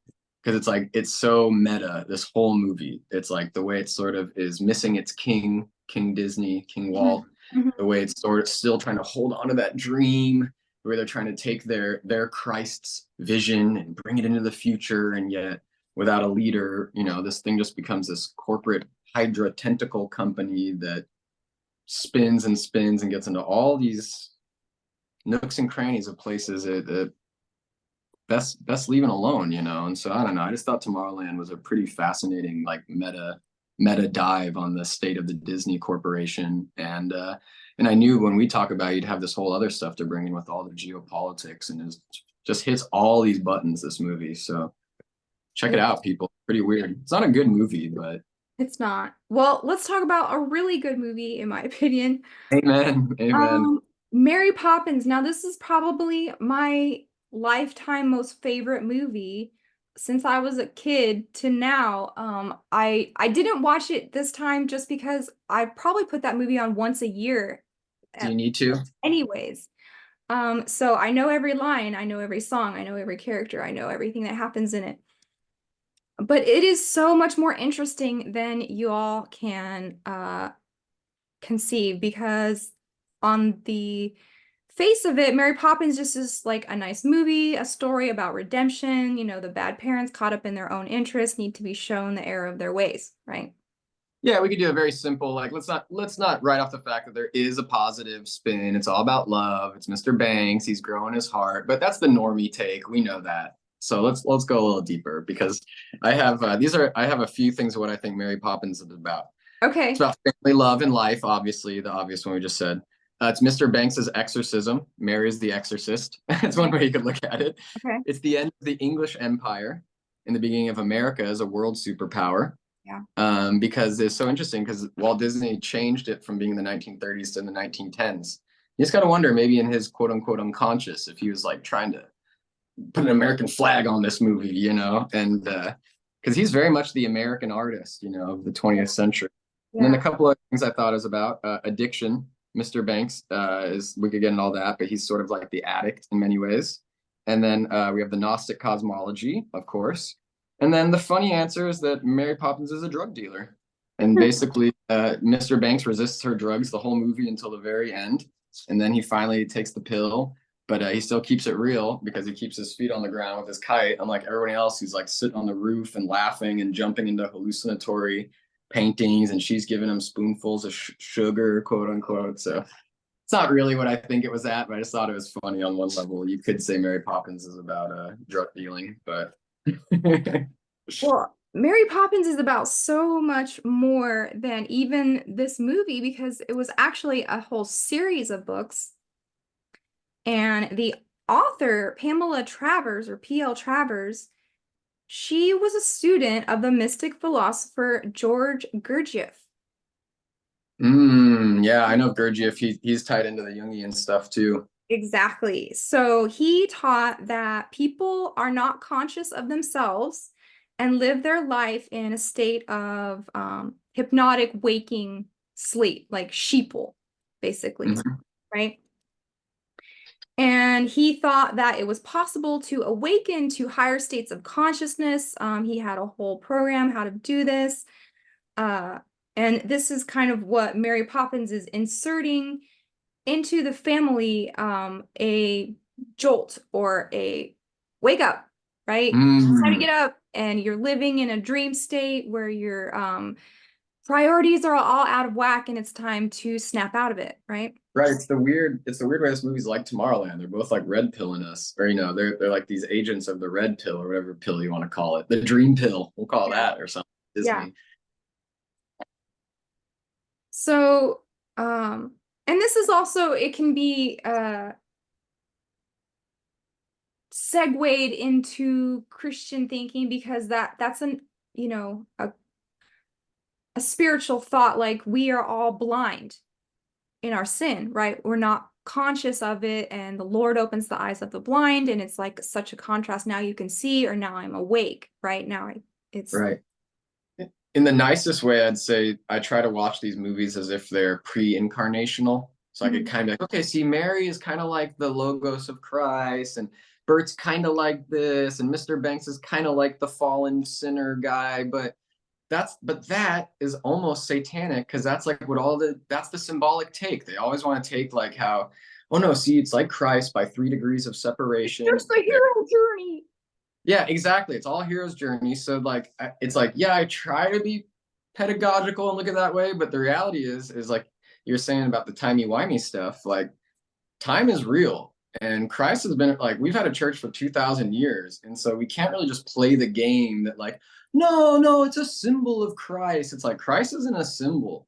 He's a real Mm, person, mm, and to point. some extent, it's like I as much as I want to do like be the evangelist to Disney adults and be like do Disney ethnography, there's this other level where it's like, dude, this stuff is exactly like the devil's just it's their demons, just they're making all of their money off us with this type of stuff. Mhm. So let's ruin Mary Poppins for everybody. Let's do it. Okay, so what were we talking about? Gurdjieff. Okay, so his teaching was known as like the work or the fourth way. And he would teach that people can't perceive reality as they are. They're in a dream state. It's very Plato's cave, um, and woke. So he thought that the existing forms of religious tradition had let people down and that humans were becoming more like automatons in the Tomorrowland, hmm and therefore susceptible to control from outside forces. And that's what caused acts of mass psychosis, such as, World War I or stabbies. I mean, we're all going to look back and be like, what were we thinking when we just let the pharmaceutical industry do whatever they want? So at the time, the entire world, minus a couple people, thought, yes, it's a good idea to get these stabbies, but in 10, 20 years, we're all going to look back and be like, what were we thinking? Right? when that all was happening, I remember I was like, I think I was born for these times. Like just like red alert, red alert, red That's what alert. my mom said. Yeah. I was kind of guilted when they came around, like somebody was trying to stab me so that I could go hang out with them. Like Mm. I was almost like I was going on a whole trip out of town. They're like, "Oh, did you get your stab, dude? Otherwise, we're not sure we can see you." And I'm like, "We've been friends for 25 years, and this is it, at this point." So it did a lot for people. I know everybody had some experience with that in their personal life that was really divisive in friends and family. So Yep. So to not just sound like I'm tangenting, hey Jamie, as long as we enter into our inner selves and like open up the inner self, then we'll be free from all this external stuff. So How all you gotta come? do is liberate yourself through the light, right? How come your good vibes can't protect you from Mhm. the stabbies and the, I don't know. I could say because the good vibes are brought to you by the demon Disney Corporation. Oh yeah. You'll need to get a second dose if you're going to be able to make it through. So But now I'm just riffing. Now I'm just riffing. get your booster vibes. Okay, Booster vibes. so Gurdjieff, he thought that religions only developed one of three dimensions, either your mind, your body, or your emotions. He thought that this was an unbalanced way of thinking. This is all going to make sense when we talk about Mary Poppins. He thought that he looked at fakirs, monks, and yogis, and he came up with the fourth way, right? And it was all about working on yourself, do inner work. He wanted to turn attention inward. He taught his pupils sacred dances. So this makes sense that Mary Poppins is a musical and all the dance choreography and everything, because in Gurdjieff's mystic path, dance was very involved in this. Yeah. Remember the climax of the movie is just a giant 9-minute dance number. Mhm. And it's all about stepping into the time, right? The right dance time. Yeah, step in time, step in time. Yes. So they had sacred dances, they had movements, which they also performed together as a group. I'm talking about Gurdjieff's followers, of which Yeah. P.L. Travers, the author of Mary Poppins, was one of his students. That's like in the step in time, just really quick say, never need a reason, never need a rhyme. Just step in time to step in time. And the chimney sweep life also is very much like this, because the idea of living in the moment comes from these teachings, like be here now, be present, don't live in the past, don't live in the future, like be here now. His music, Gurdjieff's music, was inspired from what he learned in monasteries and other remote religious places, including Russian Orthodox liturgical music. They always gotta get a little bit of a taste of it, right? I know, they gotta sprinkle it in there somehow. The chimney sweep is also kind of like the shaman, just like Mary Poppins, but he like moves between the dimensions of the roof and the ground, and he travels through the dirt of the city, all the people's garbage and their flue, all that ash they don't want to deal with. That's what the chimney man uses. That's the ladder he scales up and down to enter through the different dimensions. Mm-hmm. So yeah, the idea of being in the moment comes from them. And honestly, I kind of struggle with that too. Like, I think a lot about the past and I fret a lot about the future. And I just have to sometimes ask myself, are you okay right now? My Matushka just said, just some Pascha this last Sunday, we were talking, and she said, she's like, the past, when I think of the past, I think of the Lord's mercy.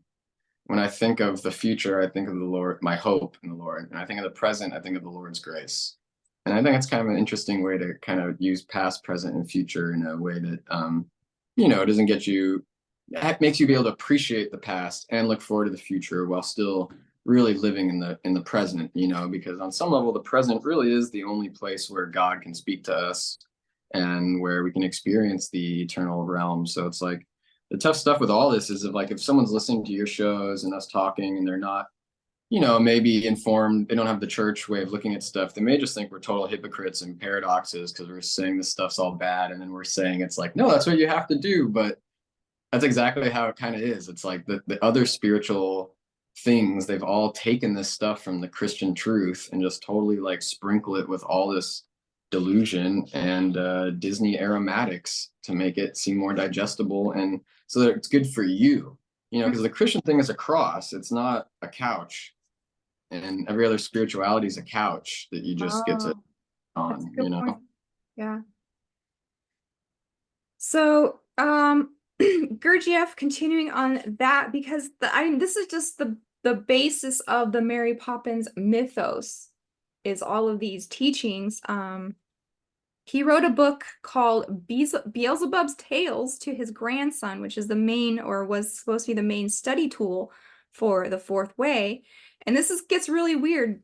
This book, Beelzebub's Tales, is about the musings of an extraterrestrial named Beelzebub, not who has the same name as the devil. Go figure, right? Yeah, to his grandson Hassin, as they are traveling through space towards their home planet Karnak, which is the name of an Mm. ancient Egyptian city. Yep. And also for all y'all comic book nerds out there, Karnak's also a part of the Inhumans in the Marvel world. So Oh, yeah. another tie-in, another tie-in. And that's what he tried to build in Watchmen, right? Like he tried to build in other. Mm-hmm. Yeah, totally. So Beelzebub recounts his tales of living among the humans, who he called the three-brained beings. So this book actually has like an idea of the fall. It has a creation story. I did have a quote about it right here. It says Beelzebub narrates a story of creation that allegorically explains the human condition as perceived by Gurdjieff. Earth is described as being orbited by two satellites, which broke off the planet during its early phase after it was hit by a comet. The moon and a second body called Anulios. In order to maintain cosmic stability, it was necessary that both bodies remain in Earth orbit. To ensure this stability, men were required to emit a certain substance. An artificial organ was implanted into all human beings by the high powers, making them oblivious of this mechanism, but causing psychological side effects such as vanity, pride, and other vices. Now, this sounds pretty Scientology, right? Like very Hubbardy with this cosmology here. I wonder And if they knew each other or had access to each other's works. maybe. So one more thing about the Beelzebub, I mean, the name means Lord of the Flies, and it's like another way of talking about Baal, Canaanite Baal. And I thought this was interesting. Sigmund Freud theorized Judaism and Christianity as expressing a relationship between father, the Judaism, and son, Christianity. In this light, Gurdjieff's choice of grandfather and grandson suggests pre-Judy and Christian relationships. So also Mary Poppins is about the relationship with the father. Mm-hmm. We've Mm-hmm. got all this Freudian father stuff going on. Yeah, and the problem when you're just saying right now, I'd like I wonder if it was actually a genuinely inspired thought, but it's like you have the Father and the Son, and what about the Holy Spirit? It's like, oh, maybe they can't talk about the Holy Spirit because they don't have it and they don't know what they're talking about. And so naturally it's going to be the Holy Spirit is sort of the medium through which we see these things. And in many ways, if you're outside the church, you're not going to be able to understand the true way that the Spirit works. I mean, I don't want to act like I know how the Spirit works, but just saying like, if you're getting a dichotomy, if you hear Freud talking about father-son stuff, red flag right away, because it's like, well, what about the Trinity? There is no real Christianity without the Trinity. So anytime people try to create these straw man or even the most like positive symbolic stuff like Jung would do about Christianity, they're always going to miss it because there's not the Holy Spirit is truth, and so in many ways, if you're not in it, you're not a professing believing Christian, you're not gonna see things truthfully in many ways. Not that Christians aren't immune to being deceived. We all are. So he believed that that book, the Beelzebub book, answered every question that could possibly arise in a person's mind regarding the human condition. And this is also where we get the Enneagram personality test. Did you know that? His work Oh no. that, like, how you're like INTJ or whatever, like. No, I think the Enneagram's slightly different. Well, is the Enneagram all those like 9 different because I know Jung had the Myers-Briggs thing, the introvert, yeah, the INTJ, ENFP, all that stuff. But the Yeah. Enneagram, I remember even when I was kind of like dabbling in all that stuff, I was like, even that seems super weird to me. Like, you're a number 9. It's like, what does that even mean, dude? Like, Yeah. system. He had all of these systems, like he had the law of 3, which was basically alchemy, the positive, negative, and neutral. He had the law of 7, which says that all events are brought to completion after 7 distinct phases that correspond to the notes on the musical scale. So they're very into the science of music, and like even do re mi fa sol la, he had all of these like corresponding worlds or states of consciousness that go along with do re mi. It's so strange because like you hear all this stuff now, like the more and more you just kind of get into the faith and you're like, what is this garbage? Like, how can anybody connect these dots and try to convince somebody that this stuff is legit? But you know what? I look back at myself 10 years ago and I'm like, well, I bought it, you know, it's like, Yeah, so it's, yeah, it's just, I used to believe in aliens. I thought the Pleiadians were the good guys and there was bad I guys. mean, the thing people don't maybe understand outside the church is like real truth, like the difference with a saint and I, or let's just say somebody that is has a lot of grace, or even your own priest or whoever, like that's a joy and a truth that attracts people. And it's not secret, it's not hidden. It's like you just feel the beaming joy of the real spirit because it brings other people in and it's unitive. It brings people together through love, and all this other type of stuff is like so like you have to crack all these codes and enter into all these like echelons and things, and it's just kind of like it's just so clearly culty and gatekeeping, if you want to say it that way. And that's how you know it's untrue, is because like truth is really on some level quite simple and apparent, you know, like without being so hippy dippy. It's like a just look at a tree, man. You'll see the truth. Like you don't need to read like 5,000 texts of like why do re mi equals like Venus and Sirius, and it's like, Yeah. you guys, these, these guys need How they Casey. correspond to the hidden masters and all of this Yeah, Tibet. they need Casey McKenna to come give them their Tomorrowland pill and wake up. So that's the undercurrent of Mary Poppins is Gurdjieff. And so Pamela Travers, PL Travers was a lifelong follower. She seemed like a very vibrant lady, very eclectic, very studious of all of the different religions, which is perfect for, you know, globalism and why Mary Poppins is so enduring, and also in a way it's Mhm. a theosophical fairy tale because she was influenced by A.E. Russell, who was a theosophist, big surprise. And so yeah, let's get into that. Yeah, and like so many of those esoteric people, she didn't like Walt Disney's take on the fairy tales because he, you know, watered them down, made them all American and stuff. Where I'm a little more neutral. I'm just kind of like, yeah, that's what people do. They take things and they adopt them into their culture and put them in their own ways. And not to give Disney a pass, but I just thought it was funny because she's like a fairy tale purist, and that was one Mhm. of the things she was like had a big gripe against Disney. If you Well, listen to, sorry, go ahead. no, go ahead.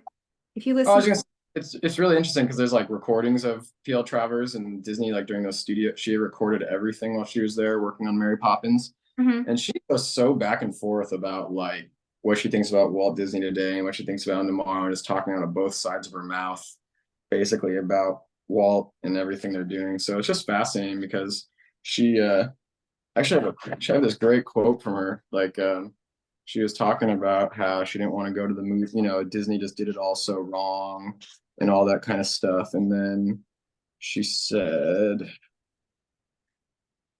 uh, basically, she was really sad that the movie went so bad. She said, as chalk is to cheese, so is the film to my book. Tears ran on my cheeks because it was all so distorted. I was shocked that I felt I would never write, let alone smile again. Disney and the writers were all consternation. Paragraph later, she writes, I made up for it later with heavy praises for them and the inward injunction to myself that nobody weeps on the way to the bank. I shall get used to it. There you go. She didn't Yeah, mind the paychecks coming in. pretty pragmatic of her, I think, right? Yeah, I won't falter on that. Um, she seemed like, I mean, descriptions of her are not that flattering. I mean, they called her controlling, self-absorbed, snobbish, sharp, and lonely. So the Mm. portrayal of her by Emma Thompson in Saving Mr. Banks was interesting too. Yeah, it's well, it's interesting because obviously Disney and her are such massive egotists, both of them. They're gonna clash on something like this, you know. Yeah. All three, Gurdjieff, Travers, and Walt Disney all had like father issues. Glad you said it. I didn't know about Gurdjieff, but I knew she did, and obviously Walt. Yeah. And so her father was a very avid storyteller, but he also suffered from depression, which affected her a lot. She said, if you want to know me, read her book called What the Bee Knows, which is a collection of her articles from Parabola and New Age magazine. So she studied Sufism and every other religion under the sun. This is interesting. You're going to like this. Watch. She once gave an ostrich egg to the dean of the Ecumenical Cathedral of St. John the Divine. Now, that's a weird ass church if you've never heard of it. Mm-mm. Okay. At the edge of Harlem in New York City. Why? He asked. The ostrich is a forgetful mother. She replied, trusting implicitly, one feels that somewhere among the 6,000 strong congregation, someone, and it need be only one, would take up the question and perhaps discover that ostrich eggs are hung above the altar in the Greek Orthodox Easter service as a reminder of our responsibilities towards the possibility of inner rebirth. So, I'd like to ask some. I know a Greek priest. I'll ask him about that. okay, I'd never heard that before. I haven't heard that either, and I mean, my knee-jerk reaction is to say hard no, but I don't know. There are a lot of lowercase t traditions, but when you bring it into the altar, that might be a different story. So Yeah. I'm gonna ask. I'm gonna ask Father George about that next time I see him. She's a character for sure.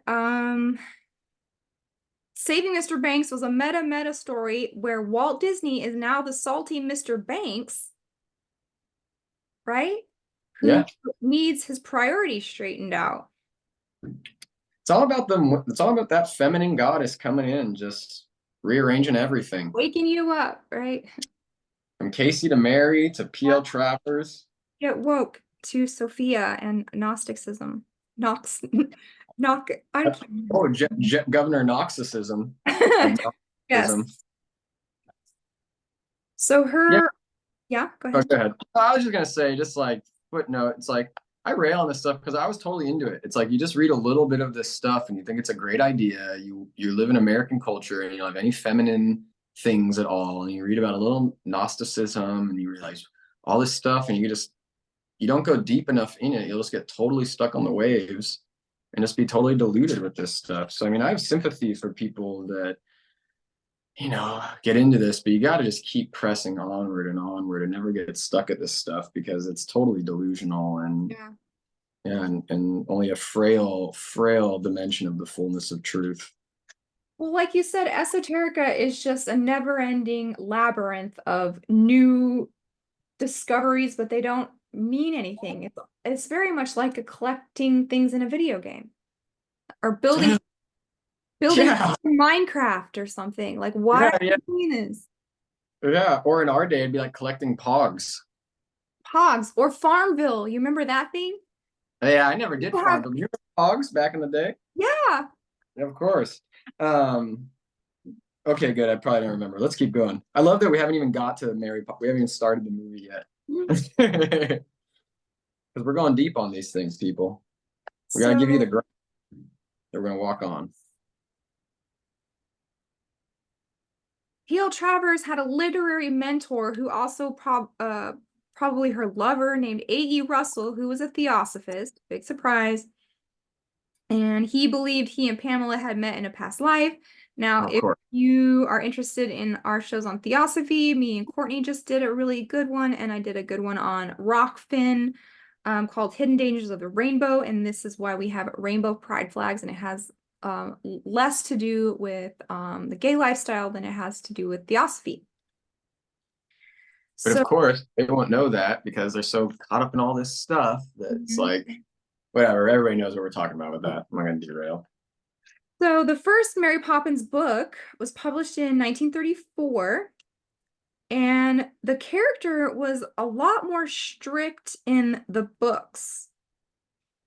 And in an article in the Theosophical Society's Quest magazine, it describes Mary Poppins as a guardian angel, demon, or cosmic being who comes from time to visit Earth. What magazine was that? Said that? It is called Theosophical Society's Quest magazine. And the article is by Helene Vach, Vachet. And of course, demon is like using that neutral Greek Plato. Oh, Plato had Right. a demon. The Oh, that's fine. daemon. Yeah. Yeah, the daimon, whatever. And of course, in the beginning of the movie, he sings "Winds from the East." Yep. Yeah. What is the? I have the. Something is brewing, about to begin. Yeah, yeah. I love it's very. It's one little line where he says, "When Can't there's hardly keep no it day and yeah, hardly no day and hardly no night. Mhm. Then there's things half in shadow, halfway in light." It's like, wow, what an alternate statement to the prologue of John, talking about the light and darkness. We have this one, and he's so romantic. The artist is sitting there and he like feels the wind and he's like, I Yep. sense something coming. Winds from See, the Bert's the artist. He's the antenna. That's why he does all those different jobs. And he's like, Bert's the modern man because he's an artist. He's a chimney sweep. He's a kind of like a child daycare guy during the day. And so he's the guy that's to put on all these different roles and just basically try to find his identity. And so Mary Poppins is, well, we'll go on. I don't want to get too ahead of things. Well, just while we're talking about east wind and stuff like that, I mean, that's a very basic esoteric concept because the sun rises in the east. Masons orient everything towards the east, so does the church. Right. When you ask, a common Masonic code is like, I'm a traveler going from west to east, or, east to west as the sun travels or whatever. So she comes in from the east wind. And in Theosophy, this is known as a walker of the sky and a city or a spiritual magical power, which the yogis can do. Great. She's the feminine descending to earth, the goddess from the clouds. I mean, you can't get really, it's just like the fall of Sophia in many ways too, in the Gnostic cosmology. And in the book, Mary Poppins is referred to as the great exception, which means she has gone beyond the evolution of humanity. Now, they have some weird ideas about evolution. I just talked about this with Courtney. They think it goes from like, rock to vegetable to bacteria to animal to man or whatever, I remember one time, candid Paul moment, one time when I was on a heavy dose of mushrooms, I remember thinking or whatever, perceiving that I was like, I went through all those layers and I hit like the inorganic substratum, like beyond all human existence. And I remember I was like, I don't know if I really was, but I felt like I was like deaf for like the whole remainder of my trip. Like I went so far into the inorganic aspect of the spirit that like I couldn't even hear things. I couldn't be in time because I was like so beyond. I was like this particle of dirt on my table. It's just yeah. like, so it's easy. See, you just do a little bit of mushrooms and then you read a little bit of Gurdjieff and you're like, all makes sense, dude. All makes sense. Yeah.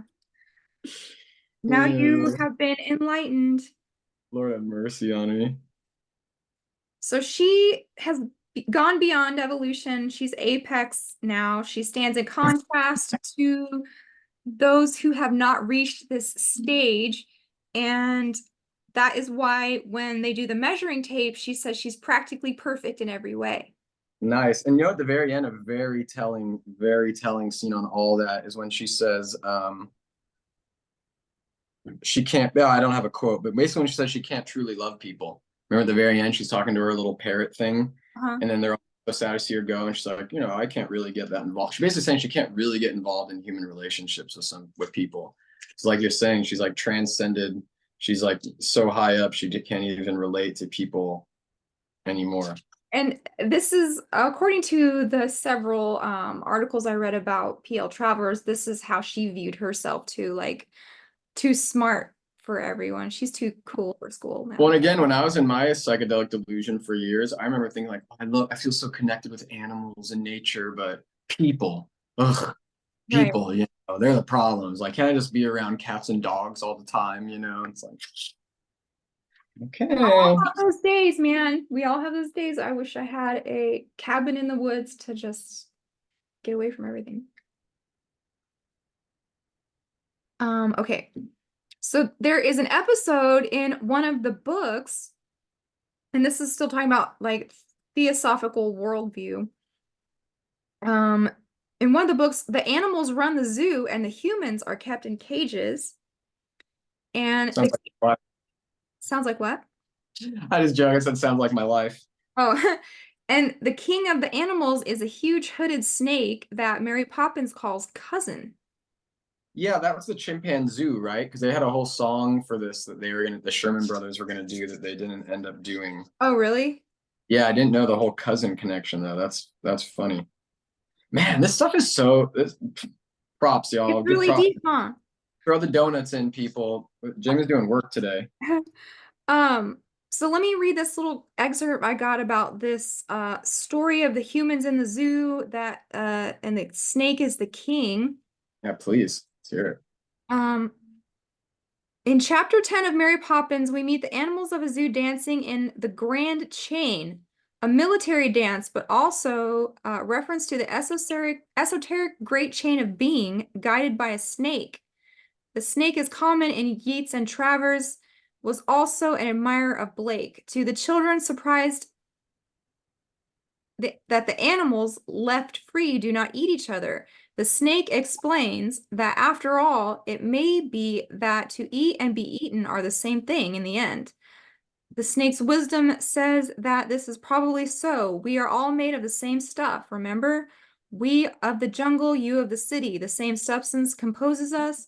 The tree overhead, the stone beneath us, the bird, the beast, the star, we are all one. And this is In the circle of yes. life. And this is Yeah. all pop science too with star stuff. We're all just star stuff. We gets Oh, yeah. recycled, infinitely recycled. It doesn't matter if you live or die. So It's the saint of mediocrity right there. we're all one, all moving to the same end. Remember that when you are no longer a child. But how can a tree be a stone? A bird is not me. Jane is not a tiger, said Michael stoutly. And this is the snake speaking. And of course, it's the snake, the serpent, right? Telling the children, you're all star stuff. Oh yeah, guys, for side reference, you could always take a lot deeper into the whole snake Christ stuff, like and being this sort of like fourth member of the Trinity that no one wanted you to know about. And it's like wisdom snake stuff is just such a whole other rabbit hole of things that we could go down. It's just yikes, capital Y. He said, you think not, said the snake's hissing voice. Look, and he nodded his head toward the moving mass of creatures before them. Birds and animals were now swaying together, closely encircling Mary Poppins, who was rocking lightly from side to side. Backwards and forwards went the swaying crowd, keeping time together, swinging like the pendulum of a clock. Even the trees were bending and lifting gently, and the moon seemed to be rocking in the sky as a ship rocks in the sea. Bird and beast and stone and star, we are all one, murmured the snake, softly folding his hood about him as he himself swayed between the children. Child and serpent, star and stone, all one. Wow. So maybe I missed a little bit trying to visualize that. Is Mary in charge in that thing, or is she subservient to the snake in that scene? It sounds like the children have an outing adventure at some kind of mystical zoo where the humans are in the cage and the snake is the king of the animals who comes to the zoo, and Mary Poppins refers to the snake as cousin. Right, right. I'm only thinking, maybe I don't want to make too much of a connection, but there's clearly something there with like the Lord of the Dance, right? Like the snake is like the Lord of the Dance, but I don't know if maybe Mary was, but still it's the point that like this guy controls the forces of nature, through his powers. All this stuff is so close to Christian symbolism and then so hard right turn at some point. Mm-hmm. Fascinating. So Wow. Travers, she was a weird lady, to say the least. She had a thing for older men. She had several long-term relationships with women, which were described as ambiguous. She once said that Mary Poppins was the story of her life. So she definitely had a She like horcruxed herself into that story. yes. Um, one thing I was thinking with all that, Alice Bailey, of course, and like it's interesting when you look at the early esoteric people of the early 20th century because they look so normal. Mhm. Like craziest thing, like today, you look at the people going on, like, oh, I would never trust that person with a 10-foot pole But you see these people who from the early days, and they look like they might as well be like your typical American housewife or whatever. And it's like they're just Yeah. like safe, you know? And so it's like the early 20th century really let all this stuff in through such I don't know, again, like the innocuous forms of like the housewife scholar lady or something, you know, and it's the same thing I heard some priest, I was listening to something about church history, and he's saying that like the early Gnostic cults basically all attracted like middle-aged women. And I Mm, just thought that funny that still to this day, you know, same audience. yeah, I can see that. Because she had all of these theosophical mentors. She referenced tarot cards in the books, and she was friends with W.B. Yeats and George Russell, who both knew Pamela Coleman Smith. Do you know who that is? No, I, She was the one who was the illustrator of the Rider-Waite deck, like when you oh, tarot cards and the Fool and yeah. stuff. Hmm. A classic one that everybody uses. So they were all Yeah, friends. the writer Wait, I just didn't know who the artist was. Yeah. So I'm not the tarot. That was never my thing. I was an Travers, I Ching. what? I was an I Ching kind of guy. Oh, The I Ching, you know? Yeah, that's what I was all about. I, I'm a timey-wimey guy, so you know, it's all about that I Ching, ride in right. the waves of time, you know? Were you Zen too? Yeah, oh yeah, I was Zenned out. I was super Zenned out. I did like 10 years of Zen. You know, without being so facetious, I really, well, yeah, these days I'll be facetious about it. But yeah, that's kind of where that was my jumping in point, is like Alan Watts. Oh no, it's Be Here Now, Alan Watts, Mm. Zen. Mhm. And then I've eventually dated a Tibetan Buddhist lady who became a monk. And so that was very fascinating to watch her like lose her, in my opinion, like lose her soul. Like, and I mean, Wow. Lord have mercy on her, God bless her, you know, but I mean, she like shaved all her head and like just totally put on this other religion thing that was just so unnatural, you know, and like so many people that get into that. She grew up in a Christian, she was Roman Catholic and all that stuff. And it's like, there's so many Christian forms of Christianity that don't have the fullness. We always are saying they don't have the fullness, they don't have the real mysticism that we have. So all these other Christians will go find it in all these various places, you know, and then they totally get hook, line, and sinkered into these other cults, and that's that, you know. I have Mhm. no idea what happened to her. I've lost contact with her years ago. She like came as Zen, you know, Tibetan Buddhist, and that was that. That's so crazy. Yeah, man. So if everything's Paul's crazy, I've lived with some crazy people, so Mhm. I'm speaking from experience. Yeah, we have been into this forest already. We We're talk about Admiral Boom, or we're not there yet. Keep going, please. I'm sorry. Yeah, let's just finish Pale Travers and then we can talk about the movie itself. All Um, right. let's see. Travers insists that Mary Poppins is not only a children's book, but the conscious creation of a myth. So she was actually trying to create a hero character of her own. Cue Joseph Campbell, cue Carl Jung, cue everybody, Jordan Peterson. That's so fascinating. Thank you for sharing all this with us, because I didn't know this stuff about P.L. Travers. I knew she was a weirdo, but I was counting on you to do all this work so that I could enjoy it, coming hearing it from you. Well, So this, I mean, I knew she was a Gurdjieff student, but I didn't know all of this, like that it was actually a theosophical fairy tale like Wizard of Oz and Alice in Wonderland. Um, So in the books, the babies, in the books, the family has four children instead of two. In the movie, and two of them are babies, and the babies can speak to the animals about past lives and cosmic journeys, but the animals tell them that they're gonna forget where they came from when they grow up because this is a reference to the um the theosophical scheme of the descent of the humans along the rays, like I'm their idea of the fall. Huh. I'm laughing right now because I'm thinking I can imagine Walt Disney reading this, and be like, "What the heck is all this shit? I'm just gonna get rid of all this, you know." How do you But go yeah, from this to supercalifragilisticexpialidocious? Like it's it's one of those things like you know, again, whatever, Walt Disney, fascinating, complex character, but he would just probably be rolling in his grave today if he saw what became Walt. Like I respect on some level. I've never thought I'd become so trad over the years, you know. And I'm like, Walt Disney probably was like the one dude in pop culture like towing the line before like all the hippies broke everything down, you know. And then when he died, it's like taking over the zoos, the animals take over the zoo, you know. Yeah. But I was just gonna say though, without making it so like yay, Walt Disney. It's also the fascinating thing about this, right? Because he probably reads all this stuff and he's like, oh, we're getting rid of all this shit. None of this, none of this. But it still all creeps in there all the same, Hmm. you know? And so that's just like the kind of like serious reality about these spiritual powers. Like just because you think you're not going to include them in the story because it's weird doesn't mean they're not going to find their own way of getting in some way or another, you know? Hmm. So in their cosmology, children are born in a pure essence and experience a fall of consciousness where they become out of touch with the rocks and the vegetables and the animals, whatever. Um, The sidewalk shop.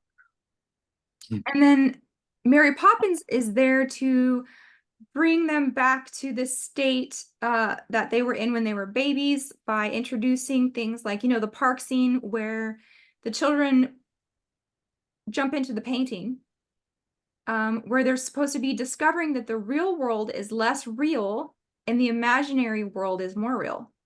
Well, right, that's kind of exactly what you're saying too. Go back half a second. That sort of divine feminine mother is all about keeping you in this neotenous, undeveloped state of we all need mommy, you know. And so there's that really interesting just death aspect to the divine feminine that always, like you said, the child.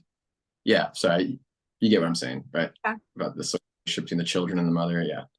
Well, the last thing I had about her was she said that people can read anything and everything into these stories.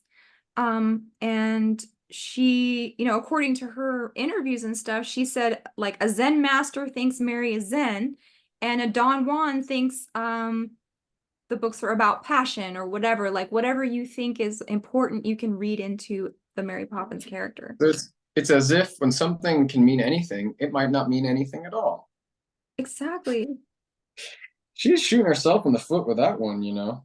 It'd be nice to actually have a message you want to deliver, not just a Rorschach test to everybody. But Yeah.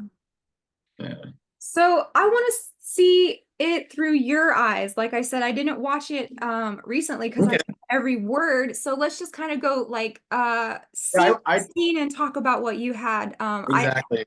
I've always Yeah, loved the mom character. I think she's so funny. I think that actress is so effervescent.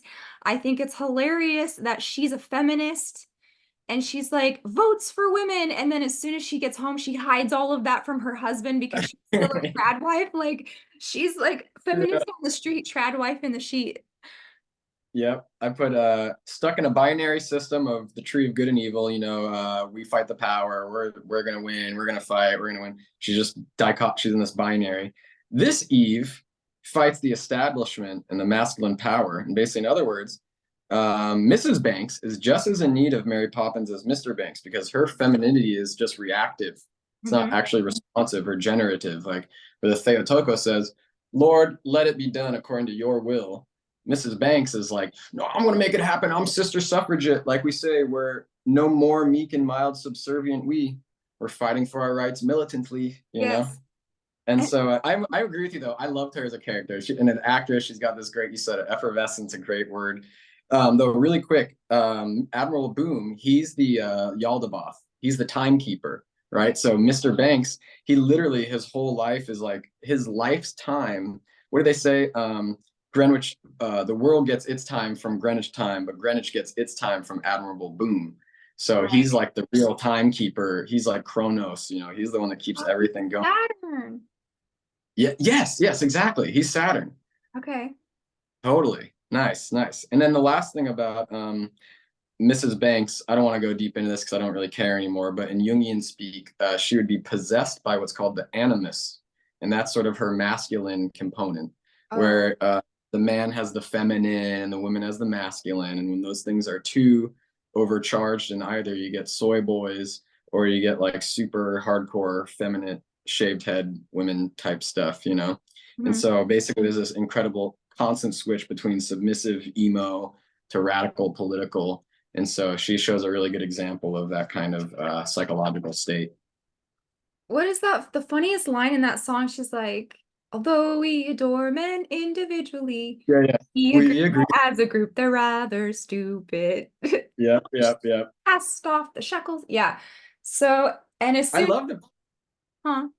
Oh, I guess shout out to like this, like, and seriously, the music in this movie is incredible. Like the orchestration, like it from a purely like classical music, study music, like I challenge anybody to go listen to the score and say it's bad. Like the way they just do all these orchestral arrangements and the xylophones and all these time changes, like it is something else, you know. So like the part I love in that one is when she's like, our daughters will adore us as they sing in grateful chorus. And it's like 3-part harmony. It's like, oh man, it's just so beautiful. Yeah. Love it. It deserved all of the Oscars of all times, all that music. All of them. Just Can all you of them. even listen to Feed the Birds without getting a lump in your throat? Like, is that even possible? What a beautiful. Yeah. And we should say too, just to be, you know, to give due credit where credit's due, Feed the Birds is really the heart of the film. I mean, that's what the whole movie's about. How it takes just, it doesn't take much to give love. And, you know, it costs very, very little to make a difference in people's lives. And if we get cut off right now, this would be the end of the recording. We just got to remember that tuppence a bag, Feed the Birds is the crown jewel of this movie, in my opinion. Yeah. But my favorite is Let's Fly a Kite, but we're getting way too ahead. But Okay. I love that. So we've got Mr. Banks, crotchety old miser, workaholic. He represents the establishment patriarchy of Edwardian England. He is the Rothschild rock banking establishment, right? Mr. It's crazy. Yeah, Mr. Banks, like literally, it's crazy how much the banking plays into this movie too. It just, you know, as a symbol, it's like they could have picked any other job, but you know, so it's just kind of everything you're saying with the larger themes. It's maybe it's not for nothing that the finances are featured so heavily in this movie. So with all this stuff. the kids are naughty because the parents are distracted, right? The mom is distracted with her feminism and the dad is distracted with his materialism. Exactly. So what I have there is let's see. Oh, really quick on Mr. Banks. The one note I had, he's ignorant of Admiral Kronos, Admiral Boom, Admiral Saturn's warning to watch the weather. See, even Saturn is aware of the sort of cosmological stuff going on with Mary Poppins. So he's like, hey, Mr. Banks, be mindful of the weather. And he's like, no, it's fine. I got this, you know. I love that song, man. I could just sing that whole one. I feel a surge of deep satisfaction. You know, the whole song is so great. Much like a king, astride his noble liege. It's 6:01. I march through that door. My slipper, sherry, and pipe I do at 6:02. Oh yeah, so good. Consistent is the life he leads for sure. Oh, I love this movie. Noblesse oblige, right? Yes. Okay, so at the children, exactly what you said. I put and it's so funny because he's just crystallized English culture at that time. Yeah, he's just totally what I call the you know, kind of referencing back to the kind of media ecology McLuhan stuff. Mr. Banks is the Gutenberg man. He's like the pinnacle of 500 years of sort of Western man, creating this very detached individual who's going to go conquer the world, and he's going to get his finances, and he's going to run the family, boom, boom. You know, that's Mr. Banks in a nutshell. And so he's about to meet the electric lady from the future, Mary Poppins, who just destroys this whole ground that he was standing upon. And he's very clockwork himself. Like he comes at home at exactly the same time. He leaves exactly the same. He wants everything very compartmentalized.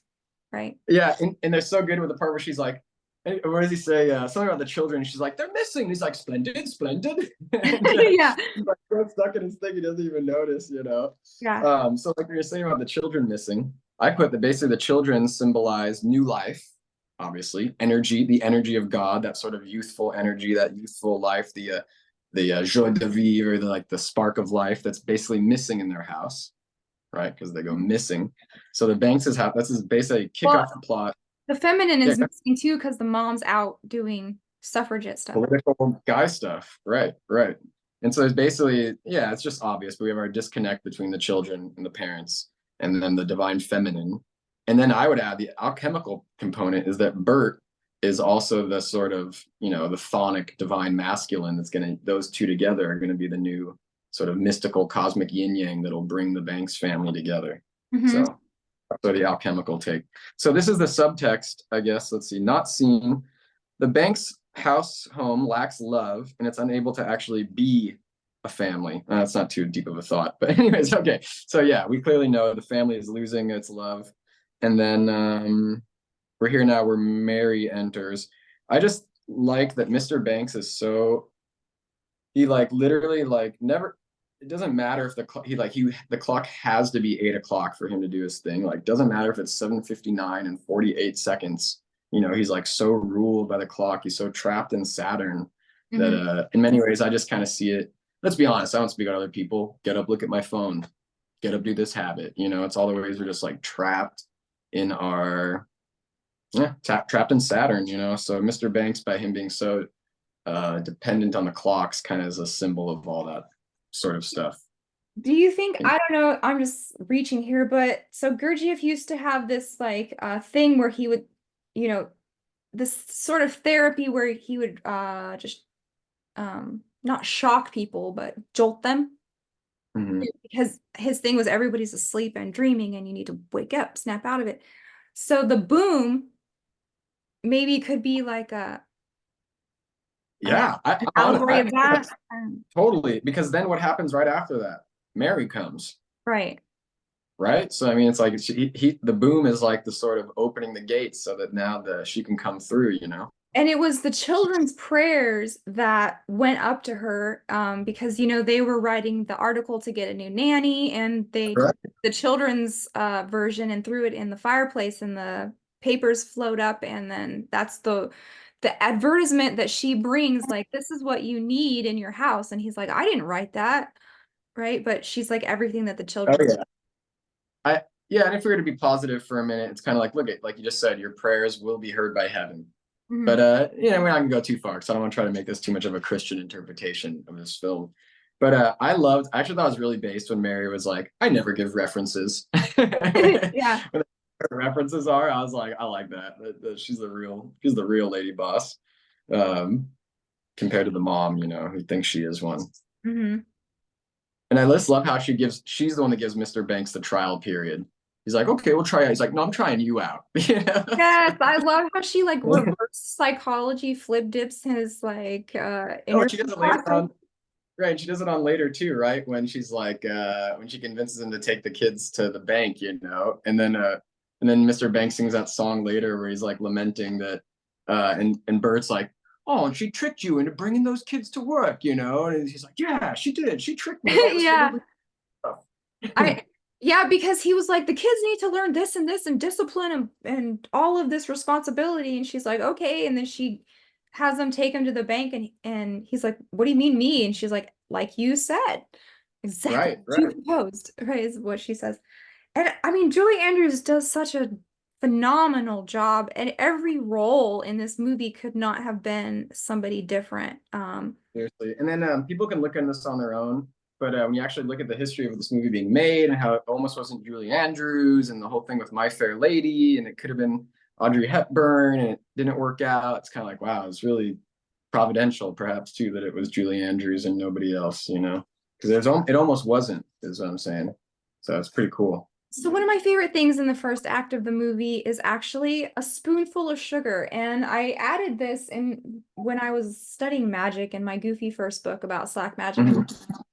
I was like, this is an actual process of reframing um, things that you don't want to do or things that seem like drudgery or whatever. You have to take that and make it into a game. Because she's trying to get them to tidy up the nursery and they don't want to do it. She's like, if it's a game, then they'll want to do it. So that's what the whole spoonful of sugar is about.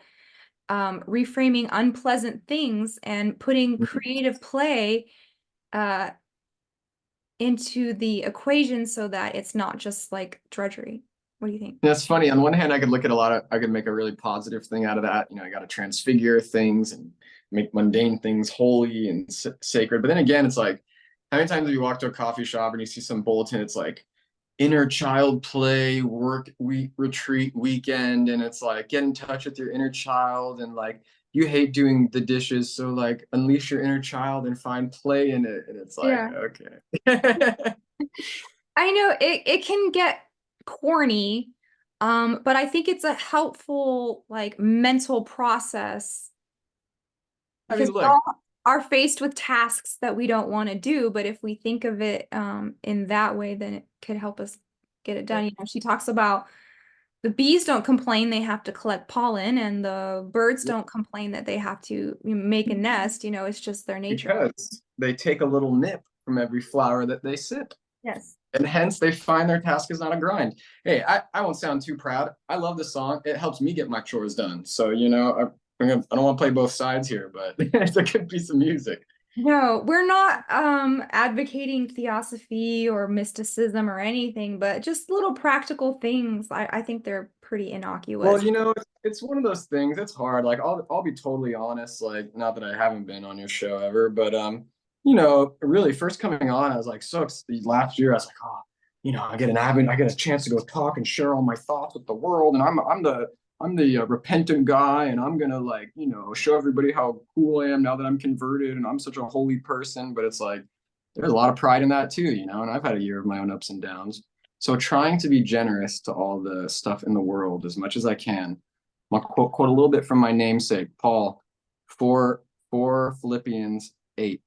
Whatever things are true, whatever things are honorable, whatever things are just, whatever things are pure, lovely, commendable, if there's any virtue or any praise in these things, think about them. So we can try to find some good in this stuff, you know? I think we can. And just the moral of the story that keeps the family together. I think overall it's a wholesome experience. You don't have to necessarily be a theosophist to enjoy the movie, but I we do asked have to be careful of totally like we want to be discerning as snakes and innocent as doves, right? And so we don't want to join the Cobra King in his little stupid Lord of the Dance, but we at least have to acknowledge that Christ at least himself gives us that injunction to have that sort of serpentine wisdom. You know, it's what you're going to do with it.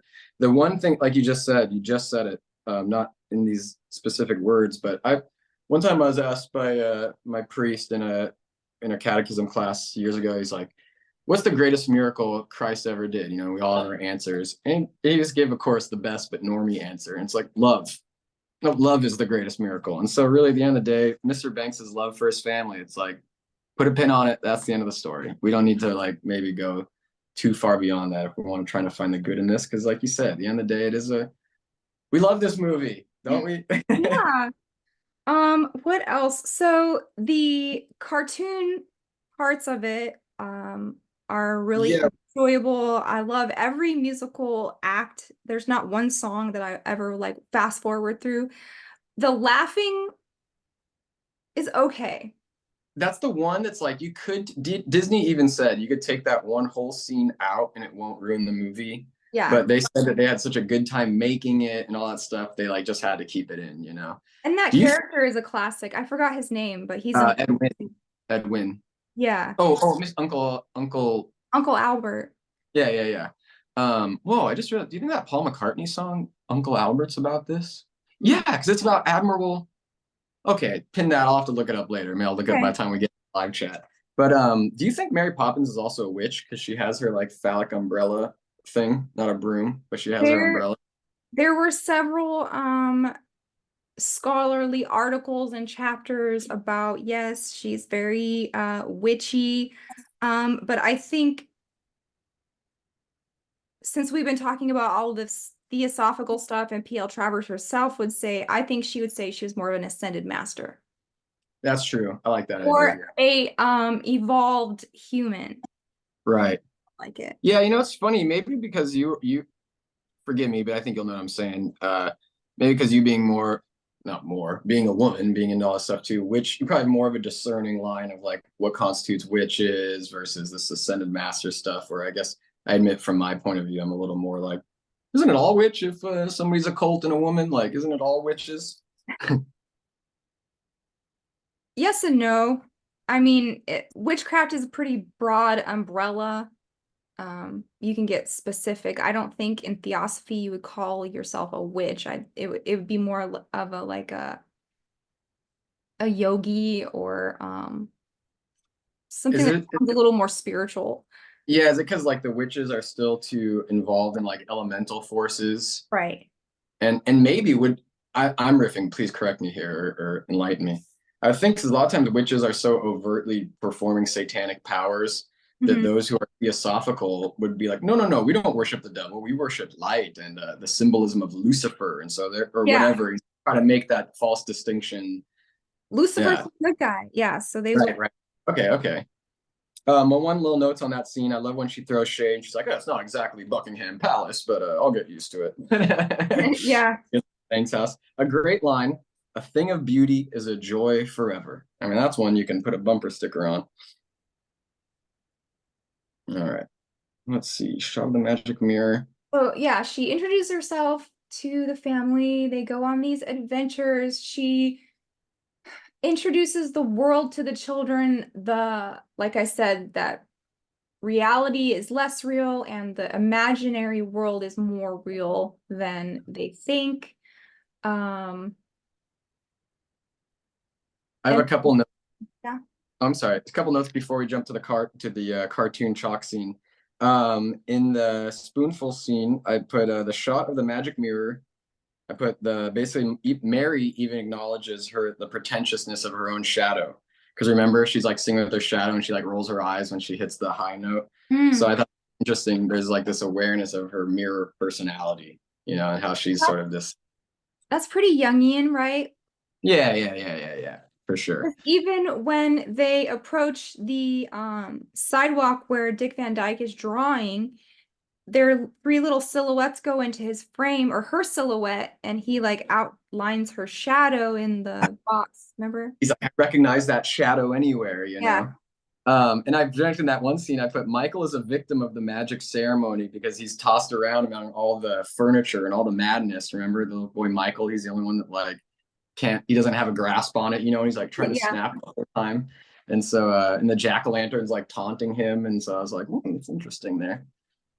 I Yeah, didn't go ahead. maybe by the time we do like you said, the chat, I'll figure out what supercalifragilisticexpialidocious means. Like I'm not Sure, yeah. I didn't really look into it. I just put glossolalia, Terrence McKenna shit. sure. Oh, a glossolalia is like speaking in tongues or just making up words, And yeah, that's a whole other avenue of way people enter into spiritual stuff.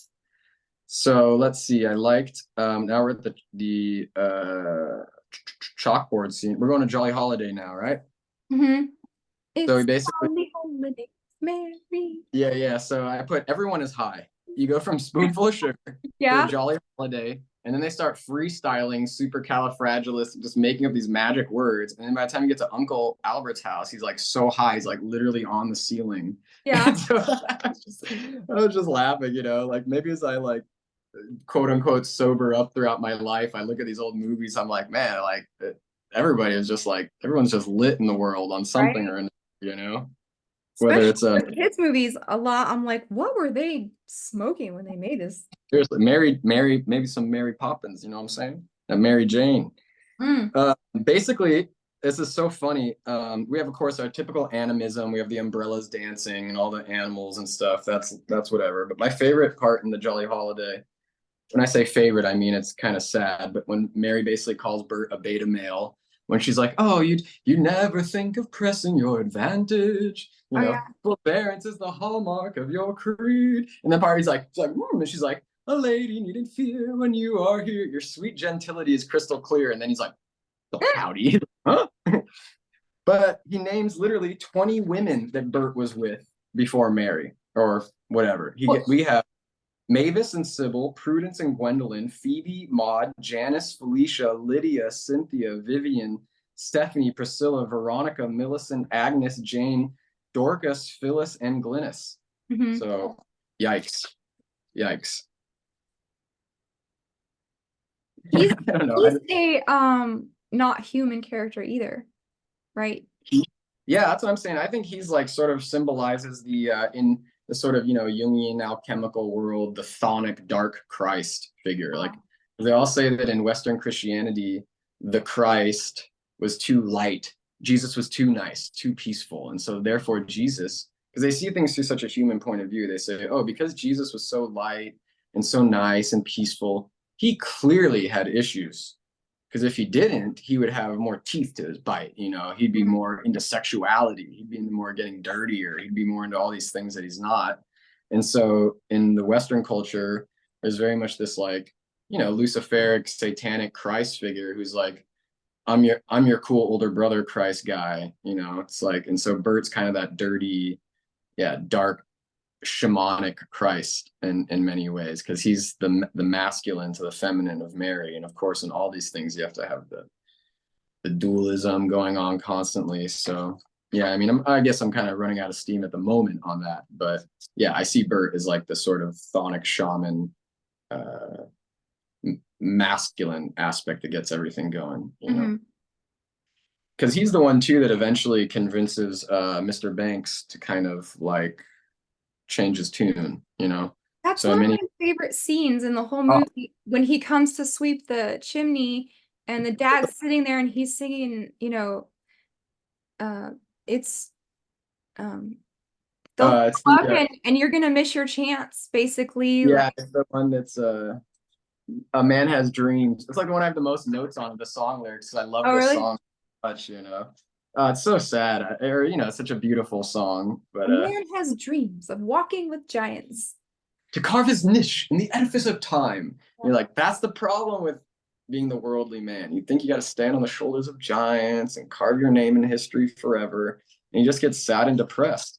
Well, Like you that said, was a very British idea also at that time, especially in Edwardian England. They were, the biggest empire in the world at that time. So well, right, and that's why it's fascinating that Disney, as the artist, subversively, he's like, "Yeah, we're gonna make this American. Your British Empire is over, and here comes my American Disney Empire." And so it's kind of like almost a diss that he takes this whole movie and sets it in England, and then Americanizes it.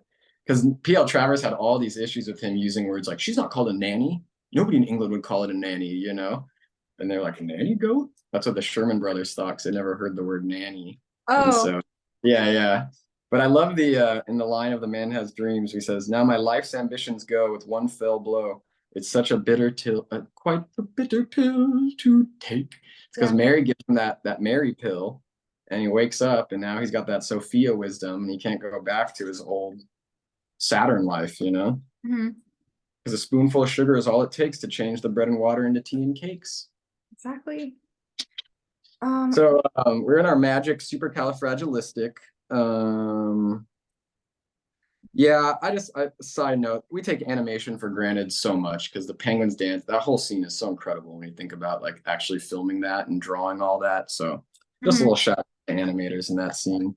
I did like the fox chase and they saved the little fox and Yeah, that part's cute. And he's like, what does he say? He's like, so I'm trying to find the song. Well, I can't find it right now, but he says like, and I don't have a problem with fox hunting. That's traditional. There's nothing wrong with that whatsoever. yeah. It's funny when he's listing off all the things that are wrong with what she's doing with them. It's kind of funny. So Um let's see. Jim Oh, go Chimney ahead. is probably one of the most beautiful songs ever. Uh like we said, tuppence a what is it? How's it go? Tuppence a feed the birds. Tuppence a bag. That's it. Tuppence a bag. So yeah, the climax of the movie, the children go with their father, who's they're supposed to be, he's supposed to be leading them in life. He takes them to the bank. The bank manager tries to rob him of his like pennies, basically, which he wanted to feed the birds. He didn't want to invest in the bank. He wanted to invest in love. Right, right.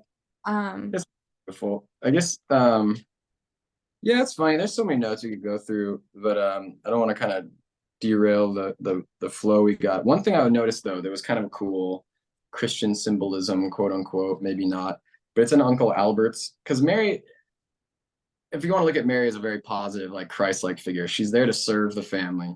She's there to help them, to bring them together and unify them. And so I love that she basically in the scene of Uncle Albert, she doesn't want to go up there, and when she finally decides to go up there, she still is serving because she's pouring them all tea, Mhm. and so like Christ, if I want to say it like that, she pours out her own cup and she serves the others in their own delusion in order to bring them back down to the floor. So I was like, oh, that's kind of interesting. Try to find the good in that. Mhm.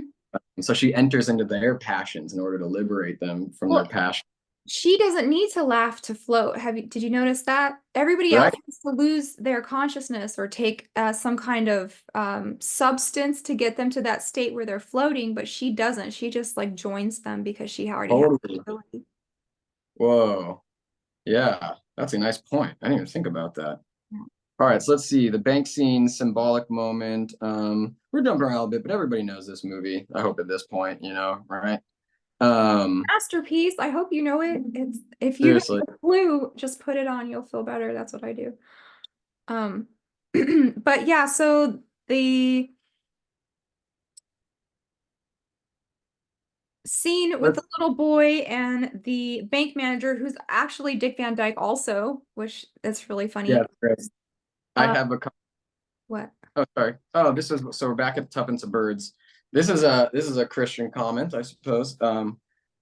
Mr. Banks, like the ancient JWS people that were not Christians, Mhm. the JEW. The Mr. juice. Banks, yeah. Yeah, What did you say? juice. The juice, exactly. Like the ancient juice, Yeah. Mr. Banks recognizes that the bird lady is who Mary Poppins says she is, yet he refuses to believe the miracle. Like that's the problem in the New Testament. All the Jews, they acknowledge that this guy's performing miracles. He's clearly fulfilling all these things, but they're not believing in it. They're not going for it. And Mhm. so Mr. Banks does that same exact move, and then he gets his whole bank run off him, and he totally goes into shambles because he's not willing to accept the truth. You know, Mhm. so the Lord has a way of humbling people who won't be humble. So that's totally what happens to Mr. Banks in this movie. But by the end, he gets exorcised, and love prevails. Yeah, and so he goes into his he does his inner work down in the basement and he repairs the kite that they were just always just trying to fly a kite with their dad. Like they didn't want the world. They didn't want all of this opulence. They didn't want all of this Right. rigorous stuff. They just wanted some crumbs of love from their father, and which is the allegory of feed the birds that for tuppence. It doesn't take much to make a child feel like you love them. Right. And just like we are saying with all of this too, like as Mr. Banks is working, he's becoming broken down more and more and more. I love that like the scene where I think he finally the turn is after he gets fired. No, he's not fired yet from from the house, but it's during the step in time and all the chimney sweep people are like coming in his house and it's all crazy.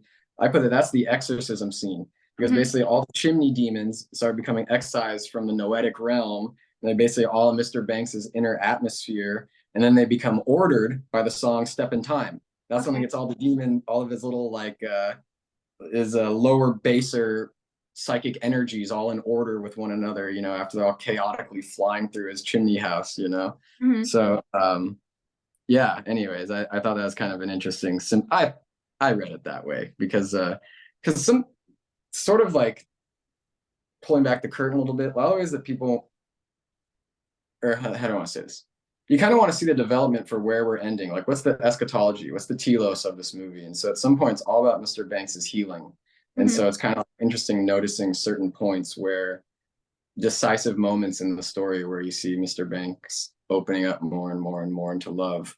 And so, like you said, right now the kite scene is just the final cherry on top that gets it all together. And Because the sash was the mom's votes for women thing. So she puts up her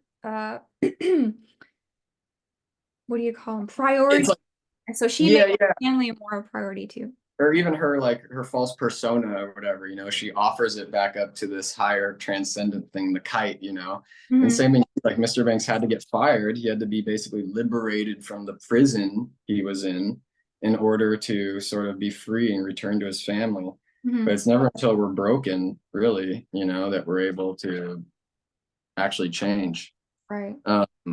Let's see, yeah, it's basically that whole serenade scene, like we're just saying, the man has dreams scene. That's really where the whole movie starts to turn around. And yeah, we got Mr. Banks and the whole family starting to come together.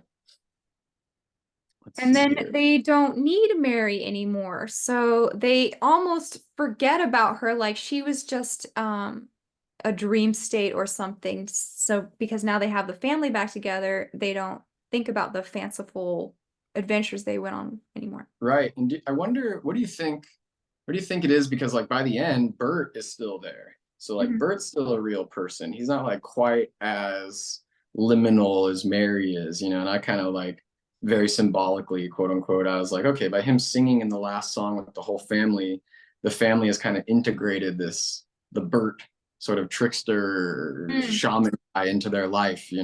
Whereas Mhm. Mary Poppins does not get integrated into their life. She So it's goes kind back of, to the clouds. yeah, so it's kind of interesting. Let's see. Let's see.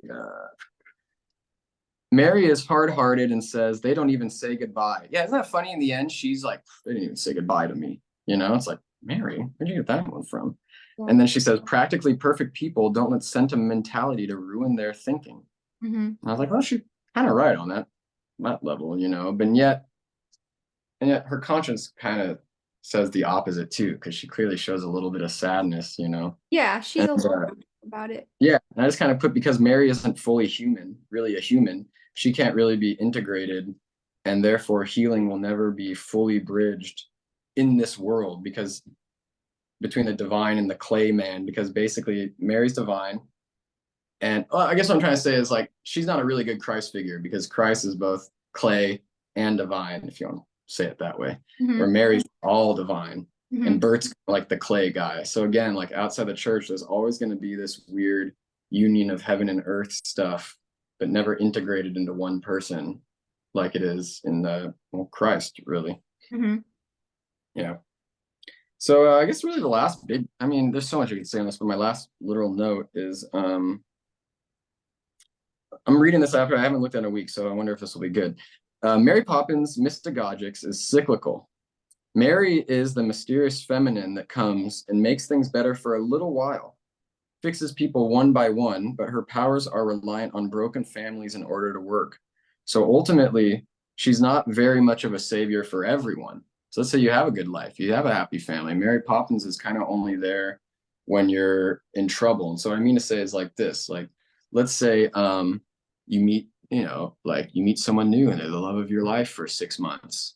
And then something happens and now you're back into disarray again. And you have another new girlfriend or another new boyfriend or whatever. And so there's a way that I'm just trying to say is like outside of Christianity, so much of spirituality is very cyclical and things only work for a time, but then they always need to be sort of like done all over again. And that's why, you know, people are always trying to reinvent themselves or dye their hair or try to do something to like recapture the youth because they're constantly going through these cycles. And so I thought Mary Poppins is like an interesting goddess figure because although she's helpful, she still kind of keeps she only works for a little bit of time being, and then she moves from one family to the next, to the new Hmm. thing to the next. So she's not ultimately the savior in Right. many ways. And ultimately, Mr. Banks is his own love for his family, and his sacrifice and all that. So She can only his stay until the wind changes because she's a magical being. oh yeah, you see exactly. You said it so much simpler than I.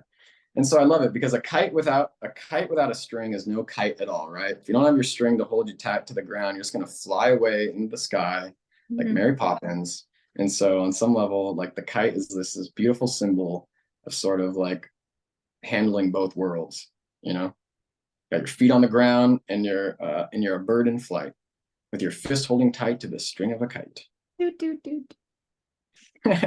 Well, that I think those are some of the best esoteric analyses of Tomorrowland and Mary Poppins. I can't think of better I haven't Um, heard anyone else. Have you heard anyone else giving one of that quality? I haven't.